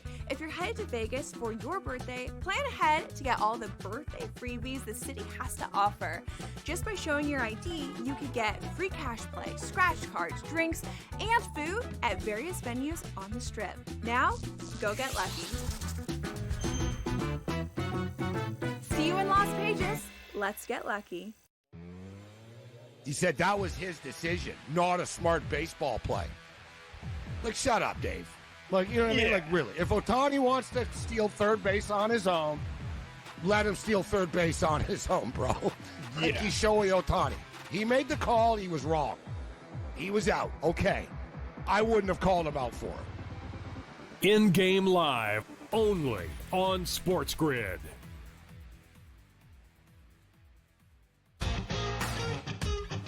Multiple times on 18 today. It was just so wild. I mean, the distances, JJ hit it to the exact same spot. He had 30 feet, 36 feet, and 30 feet, and made the second playoff hole, the 30-footer there. And then they go to recut the hole. Which I like. I like that, by the way. Oh, I thought it was great, but I'm like, dude, he might hole out from the fairway. Like, they cut the hole where he's hit every single approach shot. The Smiley Show, only on SportsGrid. What would you tell the people right now, though? Like, okay, I like the Rams heading into the season, but I'm not sure about Matthew Stafford because people want to get their bets in. People want their team totals. People want to bet week number 1 here. So what's your prognosis on the Rams? We'll talk long-term in a second. Week number 1. Are we just going to say, like, yeah, he's ready. Bullets are flying. He looks great out there because he's a tough dude. But again, a back injury for a quarterback trying to get all that torque on passes, usually not good. The early line, only on...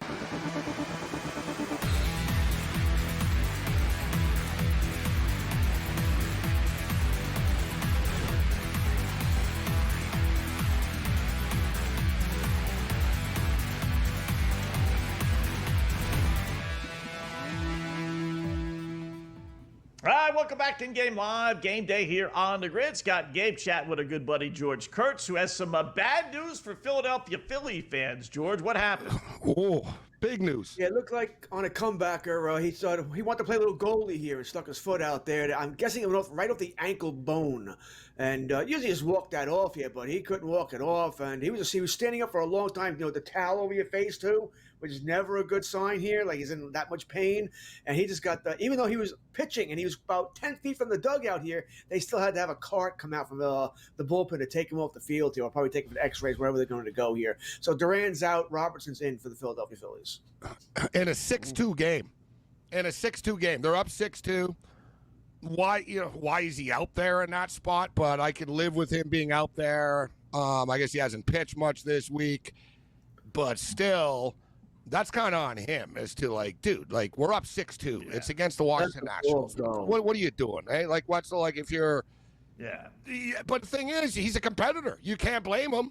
Right? You know what I mean? It's like, I'm a competitor. I tried to stop the ball, but it's like, bro, use your head, man. Come on, man.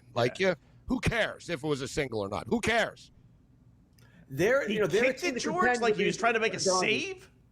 I only saw it once, but it looked like he kicked his leg out there. I mean, that's what it looked like. I said, I only saw it once while we were talking, so I could have seen it wrong. They have not shown any replays. I don't know why. They kept showing him on the just standing there on the by the first baseline instead of showing a replay. But it looked like to me on the replay that I saw that he kicked his foot out there, like he thought he was Fields Potvin, trying to make a save there, and didn't work out. He hasn't pitched that. I don't think he's pitched maybe all week, maybe. Now I'm looking at some stats here. He's on my fantasy team, so that's why I'm crying too. And he's got no points this week, so he may have been out all week. And they go on to get him some action. One of those deals. Annoying. He didn't kick it. He couldn't react. So we're seeing it now here. Okay. Yeah, it was pretty quick. If anything, Kurtz, it looked like he kicked it. He was actually trying to get out of the way. You know what I mean? It would have. Yeah. He wasn't. Yeah, I'm seeing it now. He didn't purposely do this, right? It happened pretty fast, and it was just low too. It was too low for him to get the glove down. Dude, the ball ricocheted off his shin, into the dugout type of deal. It went hard off. Damn. Yeah, and he hadn't pitched since Sunday. So you can't blame him, I guess, for pitching him. No, I don't think you can blame him. But, you're up by 4? I would. That's You know what's crazy, guys? I have the shot here, and it's frozen, and it's AARP on the side. That's the sponsor. I can't help it, get out of the injury there, but nevertheless. Frustrating. Any interest Tampa Bay, San Fran, George? Oh, God. I kind of like the under. I mean, San Fran, their offense has been struggling for most of the year now, with or without Willie Adames here. Tampa Bay, sometimes they score, sometimes they don't, right? You don't know. They're a tough team to trust here, but I like the Rays here and the under in this game. I like the Rays to win, though. The Rays still think they're in this thing, which I guess the way some of these teams are playing, they are still in it. But give me the Rays and the under. No hitter through 5, by the way, going to the 6th inning. And Young has only thrown 56 pitches in 5 innings. I mean, check the tape everyone's me playing. Saying, watch him throw a no-hitter. Yeah, I know. Here's another update. Yeah, I meant it sarcastically, though. I didn't mean it. I meant it sarcastically. Take credit for it. I mean, they're all in the lineup. Altuve, Correa, Walker, Diaz, they're all playing tonight. That's why I can't trust them. You can't trust them to win a World Series, this team. But you know what? How about this? 2020 in the Falcon-Titan game now. 2020. Oh, they scored again? The game might go over. I saw it in 2013. It's over. It's done. It's over the number. And new total's 47.5 now. And I wouldn't even bet the under that at this point. Who knows? Maybe it's going to end up 27-20. I'm a stubborn son of a bitch. I don't care.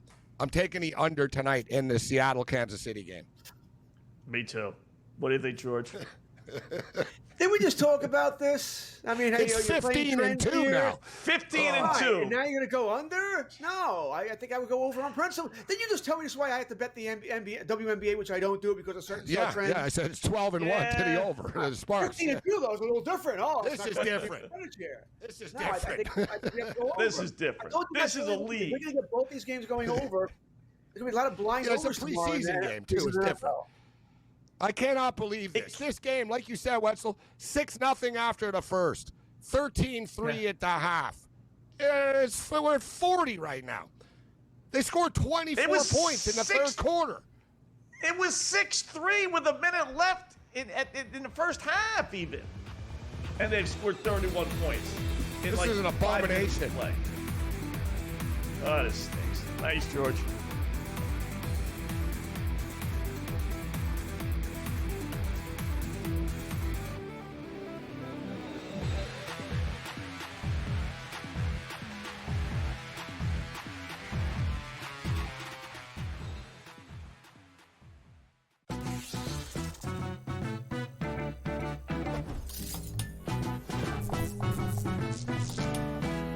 We all know nothing beats the energy of playing live roulette in a casino. But playing roulette online sure does have its perks. At the casino, you'll average 40 to 50 spins per hour. But online, you're looking at 100 to 150. The more spins, the more chance of wins. Now, go get lucky. See you in Las Vegas. Let's get lucky. He said that was his decision, not a smart baseball play. Like, shut up, Dave. Like, you know what I mean? Like, really. If Ohtani wants to steal third base on his own, let him steal third base on his own, bro. Like, he's Shohei Ohtani. He made the call. He was wrong. He was out. Okay. I wouldn't have called him out for it. In-game live, only on SportsGrid. This is the moment every fan waits for. The countdown's over. The road to kickoff has begun. Play is here to stay. I'm not going to name names, Kevin. From win totals to player props, from division races to MVP debates, we've got eyes on every camp and data feeding 24/7, breaking down every angle across the league. Every pick, every edge, every line that matters. SportsGrid. Your road to kickoff starts now.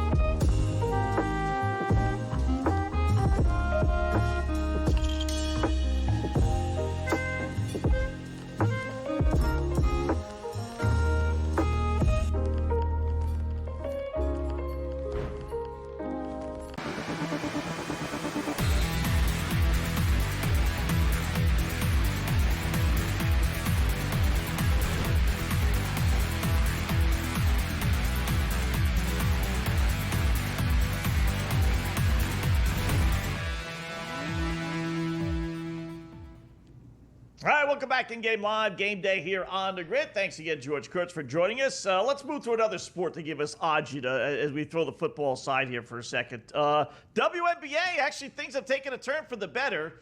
I will say this, your Golden State play, that was alive. This Chicago team is just awful. No Angel Reese again. She's probably done for the season. They get clobbered at home by like 25, 30, whatever it was, 90 to 61, something goofy like that, 90 to 59. So that's in the bag. Fever, we're down. You're down on the Fever money line. I'm on over 85.5. State. Yeah, they got 80 right now with 47 seconds. They're at 80. Yeah. So we're going to, you know, they might score for you. How about this, though? This game's about to come to an end. It's 97-96. The Wings fought back. They're going to cover the number. Wow. They were getting 5.5/6 in this game. The game has gone over the number. Obviously, it was 178. I thought it was a little light for a Spark game. 97-96 right now with 1 second left. I don't know what's going on. There's a challenge or something going on here. But nevertheless, that's final now. We got two. That's final. Is it final now? Okay, so there it is. Yeah. So 1 point game. And we got two more coming up. What are you going to do with the two late games here? You know what? We already talked a little bit about the Dream and the Storm. I got some more treads we can get to after. But you got the Aces and the Mercury as well. It's 4.5. Everybody, the Mercury are a trendy team tonight. And a trendy team, Scott. They're the third choice to win the championship, actually, ahead of the Atlanta Dream even. After the Lynx, the Liberty, and then it's the Mercury, and then it's the Dream. I think the Aces are kind of getting slept on a little bit here. I didn't pull the trigger on this game yet, though. What are you going to do with this one? Yeah, either have I. By the way, the Dream is now ahead of, by half a game, I would say the Knicks. New York, the Liberty, for second place. So, They're good, that bro. one's a And little we're getting suspicious. a big number for them. 10-1, 11-1, 12-1 range. Got to pull the trigger. It's only, guys, it's an 8-team league only in the playoffs. Like, you know what I mean? It's like we don't have to go through a gauntlet here. We win a couple of series. Right. Hell, we got a big-time hedge in our back pocket. Exactly. That's the thing. You don't necessarily make bets because you think, okay, it's going to turn out to be a winner. Sometimes you make bets knowing, okay, I'm going to be in a great position to hedge. You get them at 10-1. They'll be an underdog to Minnesota, I'm sure, but they're not going to be a 10-1 underdog. So you have a real opportunity there. And who knows, maybe someone knocks off Minnesota. So that's not a bad. So I am going to go with the Dream. Even though it's got written all over it. They've won 6 in a row. Seattle's lost 6 in a row. They just beat Seattle at Seattle. This game's in Vancouver, and I'm only laying 1.5. I'm going to go with the over as well. A little saying I have, Gabe, no one plays defense on weekends, Friday and Saturday nights. I don't play any unders. So no matter what the sport, no one's playing defense. No one's going to the court. No one's going to the ice. You bet overs and on in a new city, Scott, too. You're in a new city, neutral court. Right. You want to show off and put some points up. Exactly. No one said, you're right, Scott. None of the girls say, I want to show these people in Vancouver what real WNBA defense is about. Yeah. Exactly, They're right? thinking, I'd be cool to drop 26 tonight and be on ESPN in Vancouver. You know what I mean? Yeah. So give me that. I'll go with same thing. I'll use the over 168.5. Should be a pretty good game, right? Phoenix and Las Vegas. I'm tempted to take the points, but I'm going to go with the over 168.5. I'll play just one with that one. I'll ride your over in that game. I'm gonna bite. Give me the Aces plus. I think the Aces have a chip on their shoulder right now. And Scott, you were gone the other night. The Aces played and we hit it, and we took Jewel Lloyd over 1.5 3-point shots made. She hit 2 threes in like the first 5 minutes of the game, and it wasn't 2.5. It was 1.5. Since they're bringing Jewel Lloyd off the bench, this Aces team, they're 7-1, and she's been on absolute fire. And, she still plays a lot. They just sort of tweak the rotation the way they do it, and they're mixing it up. And let me confirm what her number is here tonight. If it's 1.5, I'm going back to it, Scott. If 2.5, I got to hit 3. It's not quite the same. But it should be 1.5 again. It is. Minus 140, though. It's 6-2. So since they moved her to the bench, she's 6-2 over 1.5 3-point shots made, Scott. I'm going over tonight. I think there'll be points in this game, too. So she's going to, they don't have Kelsey Plum anymore either. I'll be like, she gets 3-point looks, bro. Right? It's 1.5. I'm hammering this again. Like I said, we won this in the first quarter on Wednesday. You could literally have none heading into the fourth quarter and still be alive with that bet.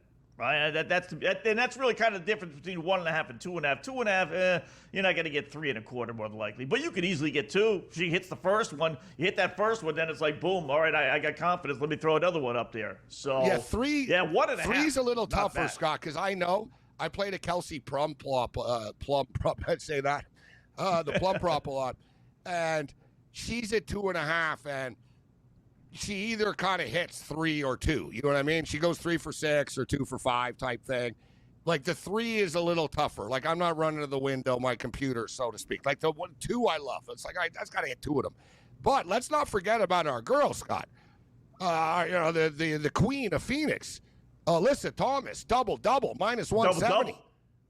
It's minus 170. Do it. Yeah. It's amazing that they give you odds that okay, who wants to lay minus 170? Nobody, but she's an automatic double. So let me see the numbers here with her. Hell, she had 3 triple doubles in a row last week. We hit it, remember? At plus 500, and they're on to it, Scott. Plus 310 tonight for a triple double. For the triple double only? Wow. Plus 310. So double doubles. Wow. You know what? It's pretty wild. In her last game, she didn't, Scott. She had a bad game in her last game. She was 21 points, 8 rebounds, and 5 assists. Kidding when I say a bad game. But yeah, I was going to say. None of them were double, right? None of them were double. Yeah. Before that, 18-11, 13-12. She had the 3 triple-doubles in a row. Double. All right, so 1, 2, 3, 4, 5, 6, 7, 8. She's 8-1 double-double last 9 games with 3 triple-doubles mixed in. Wow. And was she's the last probably game a mad. blowout? Was the last game a blowout? No, they didn't. No, they lost 74-66 to the Atlanta Dream, who were damn good. Yeah. And that's 74-66 is a low-scoring game, and she still almost got the double-double. Whereas tonight, she had 21 points, got out of their 66. I get the feeling, too, her, she'll be in a bad mood. She'll feel like she hasn't had a good game. And you know what I mean? And they're coming off a loss. A loss. Are we leaving a triple-double on the table tonight? But plus 310 is not the smartest bet for a triple-double, man, in a WNBA. No. They don't happen. It's not like the NBA, folks. The triple-doubles in the NBA, no big deal, right? They're nice, but she was the first player in WNBA history to go back-to-back, Scott, back-to-back triple-doubles. She was the first, and then she did it 3 games in a row. Let's not get greedy. Yeah. Let's just hammer the double-double. She's getting a double-double tonight, bro, minus 170. Yeah. And listen, if it ends up she gets the triple-double, well, then obviously you won your double-double. And as we say, if you start your sentence with, I only won, it's going to be a pretty good sentence. So, yeah, we'll get 2 games. If it was like 5-1, it'd be worth a little flyer, but 3-1, it's not.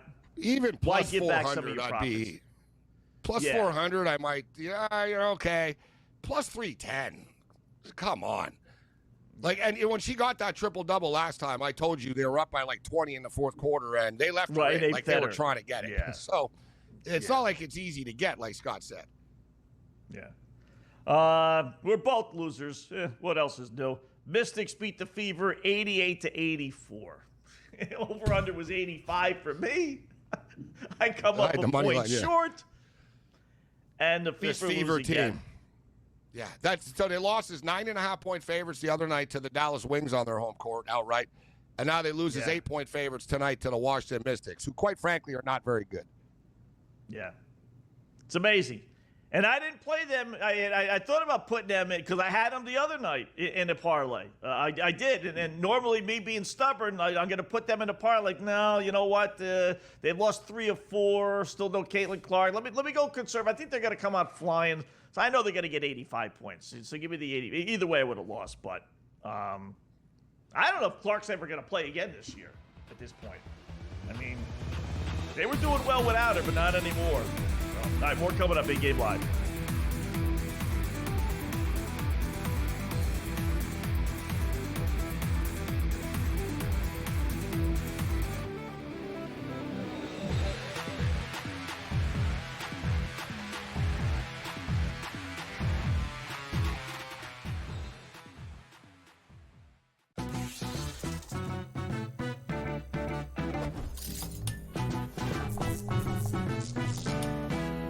We all know nothing beats the energy of playing live roulette in a casino, but playing roulette online sure does have its perks. At the casino, you'll average 40 to 50 spins per hour, but online, you're looking at 100 to 150.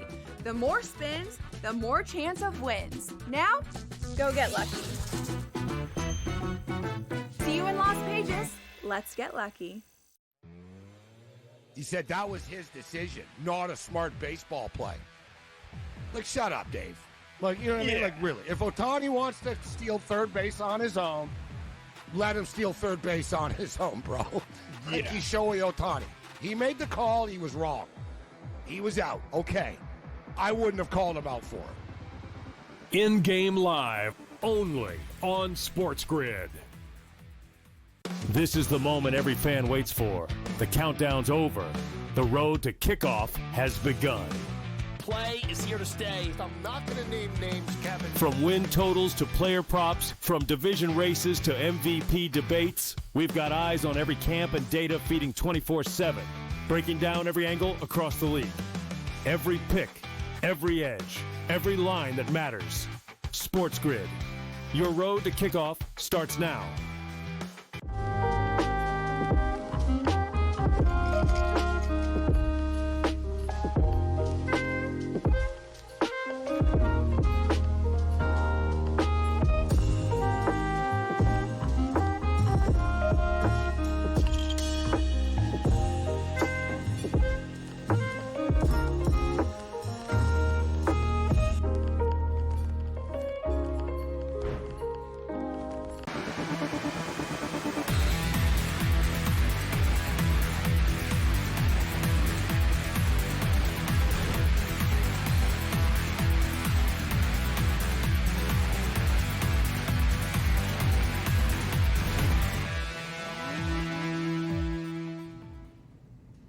All right, welcome back in Game Live. Game Day here on the grid. The no-hitter watch continues through 6 now. I just looked up on FanDuel. I don't see it as far as a prop on whether there'll be a no-hitter or not. I tell you what, I've had this debate with Sherapan about how the boys in Vegas know things, and he swears, no, they don't, Scott. They don't. But I'm telling you, if this dude throws a no-hitter tonight, with that over-under being 7.5, and then it dropped to 5.5 after only an inning and a half, for goodness. It was the bottom of the second, and it went from 7.5 to 5.5. If this guy throws a no-hitter, Gabe. We did this. Who was the guy last week that had the no-hitter going? And I jumped in, and he gave up a hit like a minute later.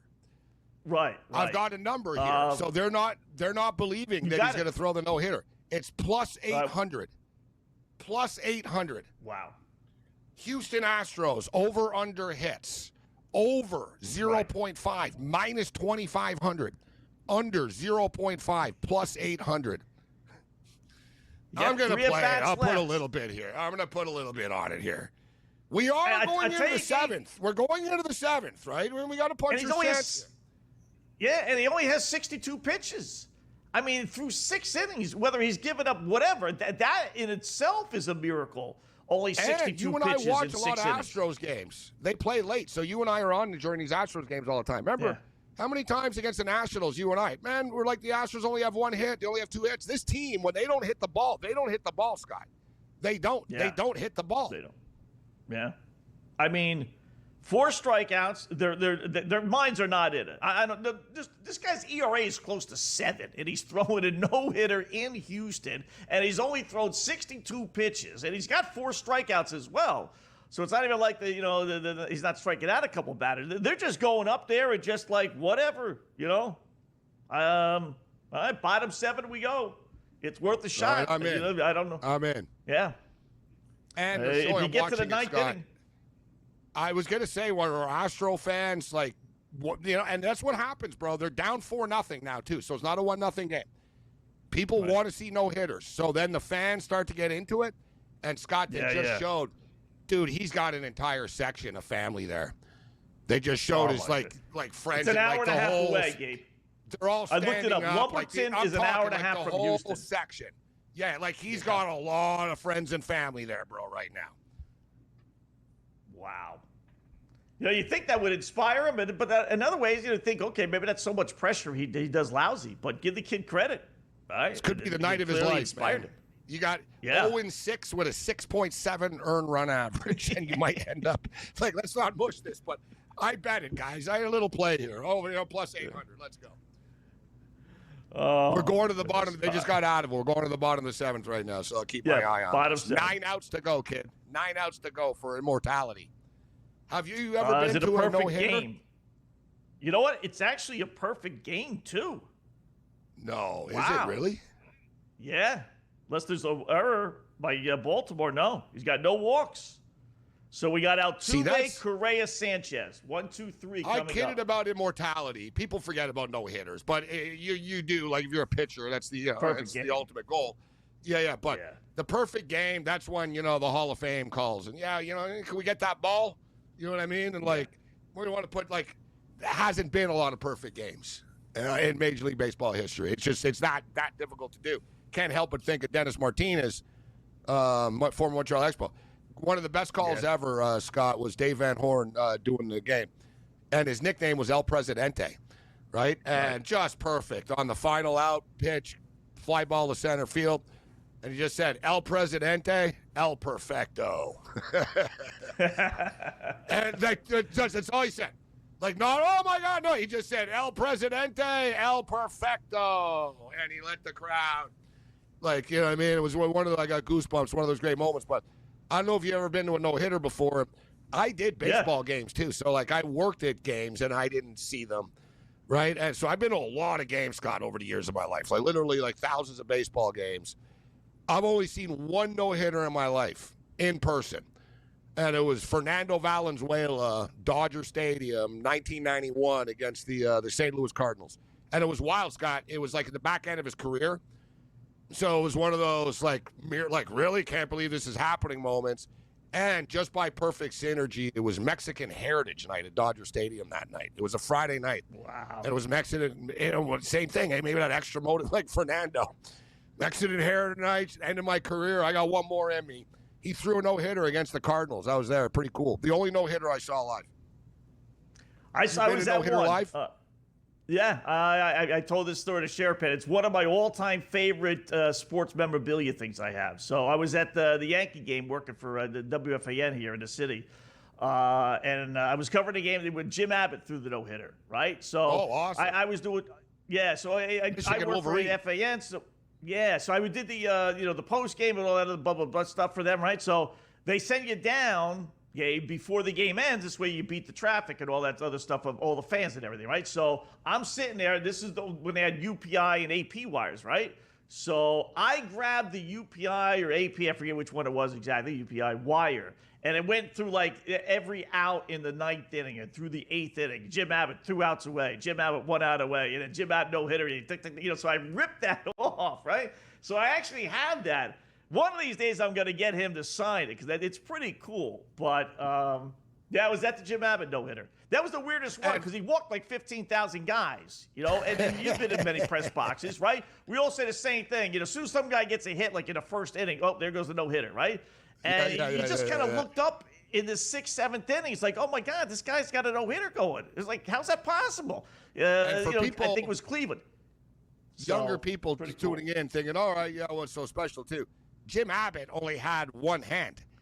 One hand. Like, just to put it in context. Yeah, he had one hand, guys. Like, he literally, unbelievable story. Like, there should be movies about this. Like, unbelievable. Like, he had one hand, and he put his glove, he'd take the glove off, and he'd feel after with his hand. Just wild stuff. What an inspirational story. Yeah. Think about what he needed to go through, just to get to the majors, and all the people that said no, right? I mean, doubters, no doubt, throughout his life, and he fought through it. Oh, yeah. Saying, dude, you got one arm. You can't play. You can't be a Major League Baseball player, and he made it to the big leagues. And threw a no-hitter. Yeah, right. And threw a no-hitter. Yeah. All right, we'll close up shop next.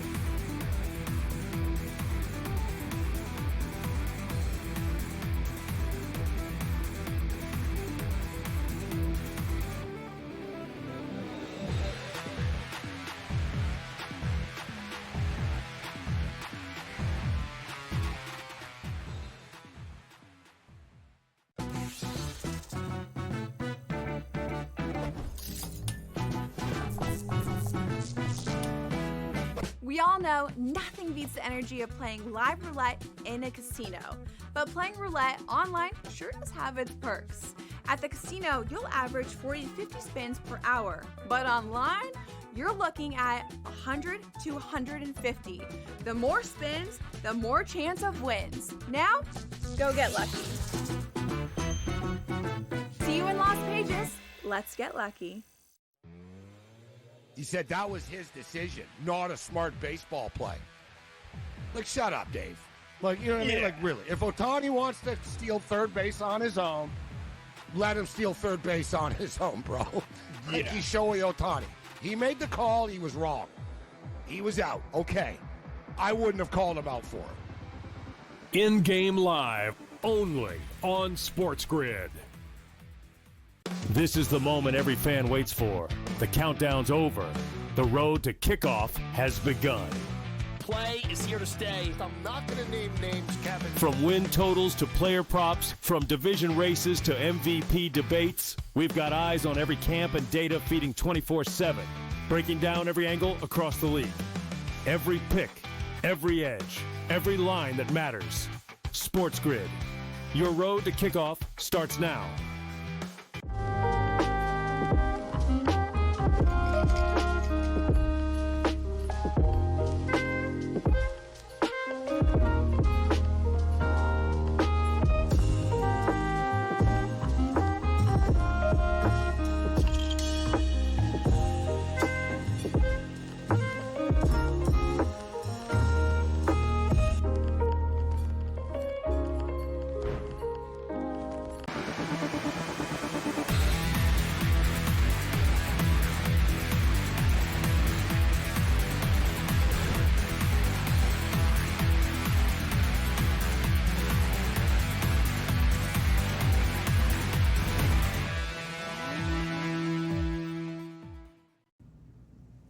welcome back in Game Live. Game Day here on a grid. Fast 2 hours as it always is. Gabe and Scott will be here all next week, obviously Monday through Friday. In fact, I'll be here, 4 to 7 tomorrow, and then I think it's 4 to 7 on Sunday as well. So final chance to get some bets out there. Gabe, we got the second football game starting, Kansas City, and just to kind of recap things, we talked quite a bit about this stuff, but just to recap it for the new viewers. Kansas City at Seattle. Seattle 3.5-point favorite. Over under 39.5. Where are you going with this one? You know, I'm not in love with the fact that the number keeps climbing. And in fact, I got a 5.5 right now for this game. Wow. Seahawks up to 5.5, which is enough for me to flip-flop. And, you know, I like the under. I'm with you with the under. And how about this, Scott? Son of a gun. Total now 38 for this game. Just, it's funny. Yeah. It's 38 now. And, dude, this was like 40.5, 41. It's funny, though, Scott. The first game goes over. We're now at a 15-2 run here, and people are hammering the under this late-night game tonight. Yeah. Like, it just keeps – God, bettors are dumb, and I'm right there with you. Let's go under the number. And, hey, if I think it's going to be a low-scoring game, give me the 5.5 points in this game, right? Yeah. You know, Mahomes is going to play a got series or two. FanDuel's got it at 37.5, by the way. Even lower. Wow. It's crazy. I swear this number was like 41 earlier in the week. Wild it's come down this much. See, I'm still going to go under. I'm going to go under 38. I got a 38, and I got 5.5. So give me the plus 5.5 with KC, and let's go under the 38. Bold pick, but give me the Dodgers on the run line tonight. Minus 1.5, plus 115. All right. I'm going to go the other side. I'm going to take the Padres, plus it's 120, 125, depending on where you do your shopping. I'm going to go there. I'm going to play the Angels. I'll play the streak. They've beaten them 8 straight as part of our 5 on the line. So I do like that. Oh, that's the Angels the one with Jay trap, Perkins. Scott. Sorry. That's the one trap. I'm worried the Angels once, against the Dodgers. That's just the Morency gut feel pick is the Athletics with that one. So let's go on. No, that's right. I'm going to go under 2, Kansas City. I had the under in the first game, and I'm going to go under Kansas City. This thing could go down to 35.5. Maybe Patrick Mahomes isn't going to play. We thought he might. Maybe that's why it's dropping, because that's a pretty good drop for a preseason game. I mean, hold on, too, Scott. Do I see the Dodgers at minus 140 right now? I'm talking about the run line. Like, what's going on with the number here? What's up? Like, what am I missing with the lineup? There had to be something here. Let's see. Like it was like minus 180 before. That's why I told you before. Yeah, I mentioned that this afternoon when I was looking at it, they were like minus 180, and I was getting plus 160 on San Diego. I think when we had George on, and then I noticed it dropped all the way down to 142, 140. See, I don't even need to do the run line. I'll just go with the Dodgers here. Like before, it was a run line look because of the number, but because of this. Muncy is out of the lineup tonight. The Dodgers are a little bit shorthanded. Pitching change. Was Peralta supposed to be going for San Diego the whole time? Let me think. Let me see, Scott. I think that Betts is out. Or Ohtani. He isn't. It's weird, Scott. I'm looking right now. They pulled the sports book pulled some of the Dodgers, but I'm seeing this from the official Dodger website. Ohtani, Betts, Smith, Freeman, Hernandez, Pajes, Conforto, Freeland, Rojas, Kershaw. So I don't know what the hell the deal is, Scott. Give me the Dodgers, minus 140. And those WNBA games, guys, going off the board right now. Give me the Atlanta Dream to beat the Seattle Storm again. Wetzel likes the over, 159. I bet the over 161 the other night between these two, and it got to 160. I think it gets there tonight. Good call by you, Wetzel, saying, there's a weekend game, neutral court. It'll be an offensive night tonight. So I'm gonna go over the number in that game, and I'm gonna be bold. Give me the Las Vegas Aces plus 4.5 and the over in the Aces Mercury game, and Alyssa Thomas to get a double at minus 170. Got to play that. I like the overs in that one. How about your Blue Jays? Well, I know they're not yours, but how about the Blue Jays? They rallied from 5-0 down. Yeah, they are tonight. Yeah, they've taken the lead, 6-5. Wow. How about that? Bottom of the 8th inning. This team over doesn't Texas. go away, man. Wow. Huh? You had a 5-0 lead with Jacob deGrom on the hill, and you can't hold it. This Texas Dude, team, I'm done with them. They came back against the Cubs the other day. They were down 1-0, Scott, and Guerrero hit the 2-run shot in like the bottom of the seventh. This team is showing some guts and moxie, this Blue Jay team. Yeah. No hitter through 7 is alive. Whoa. Perfect game through 7 is alive in Baltimore. 5-0, or Houston, 5-0 Orioles. We'll talk to you next week, folks.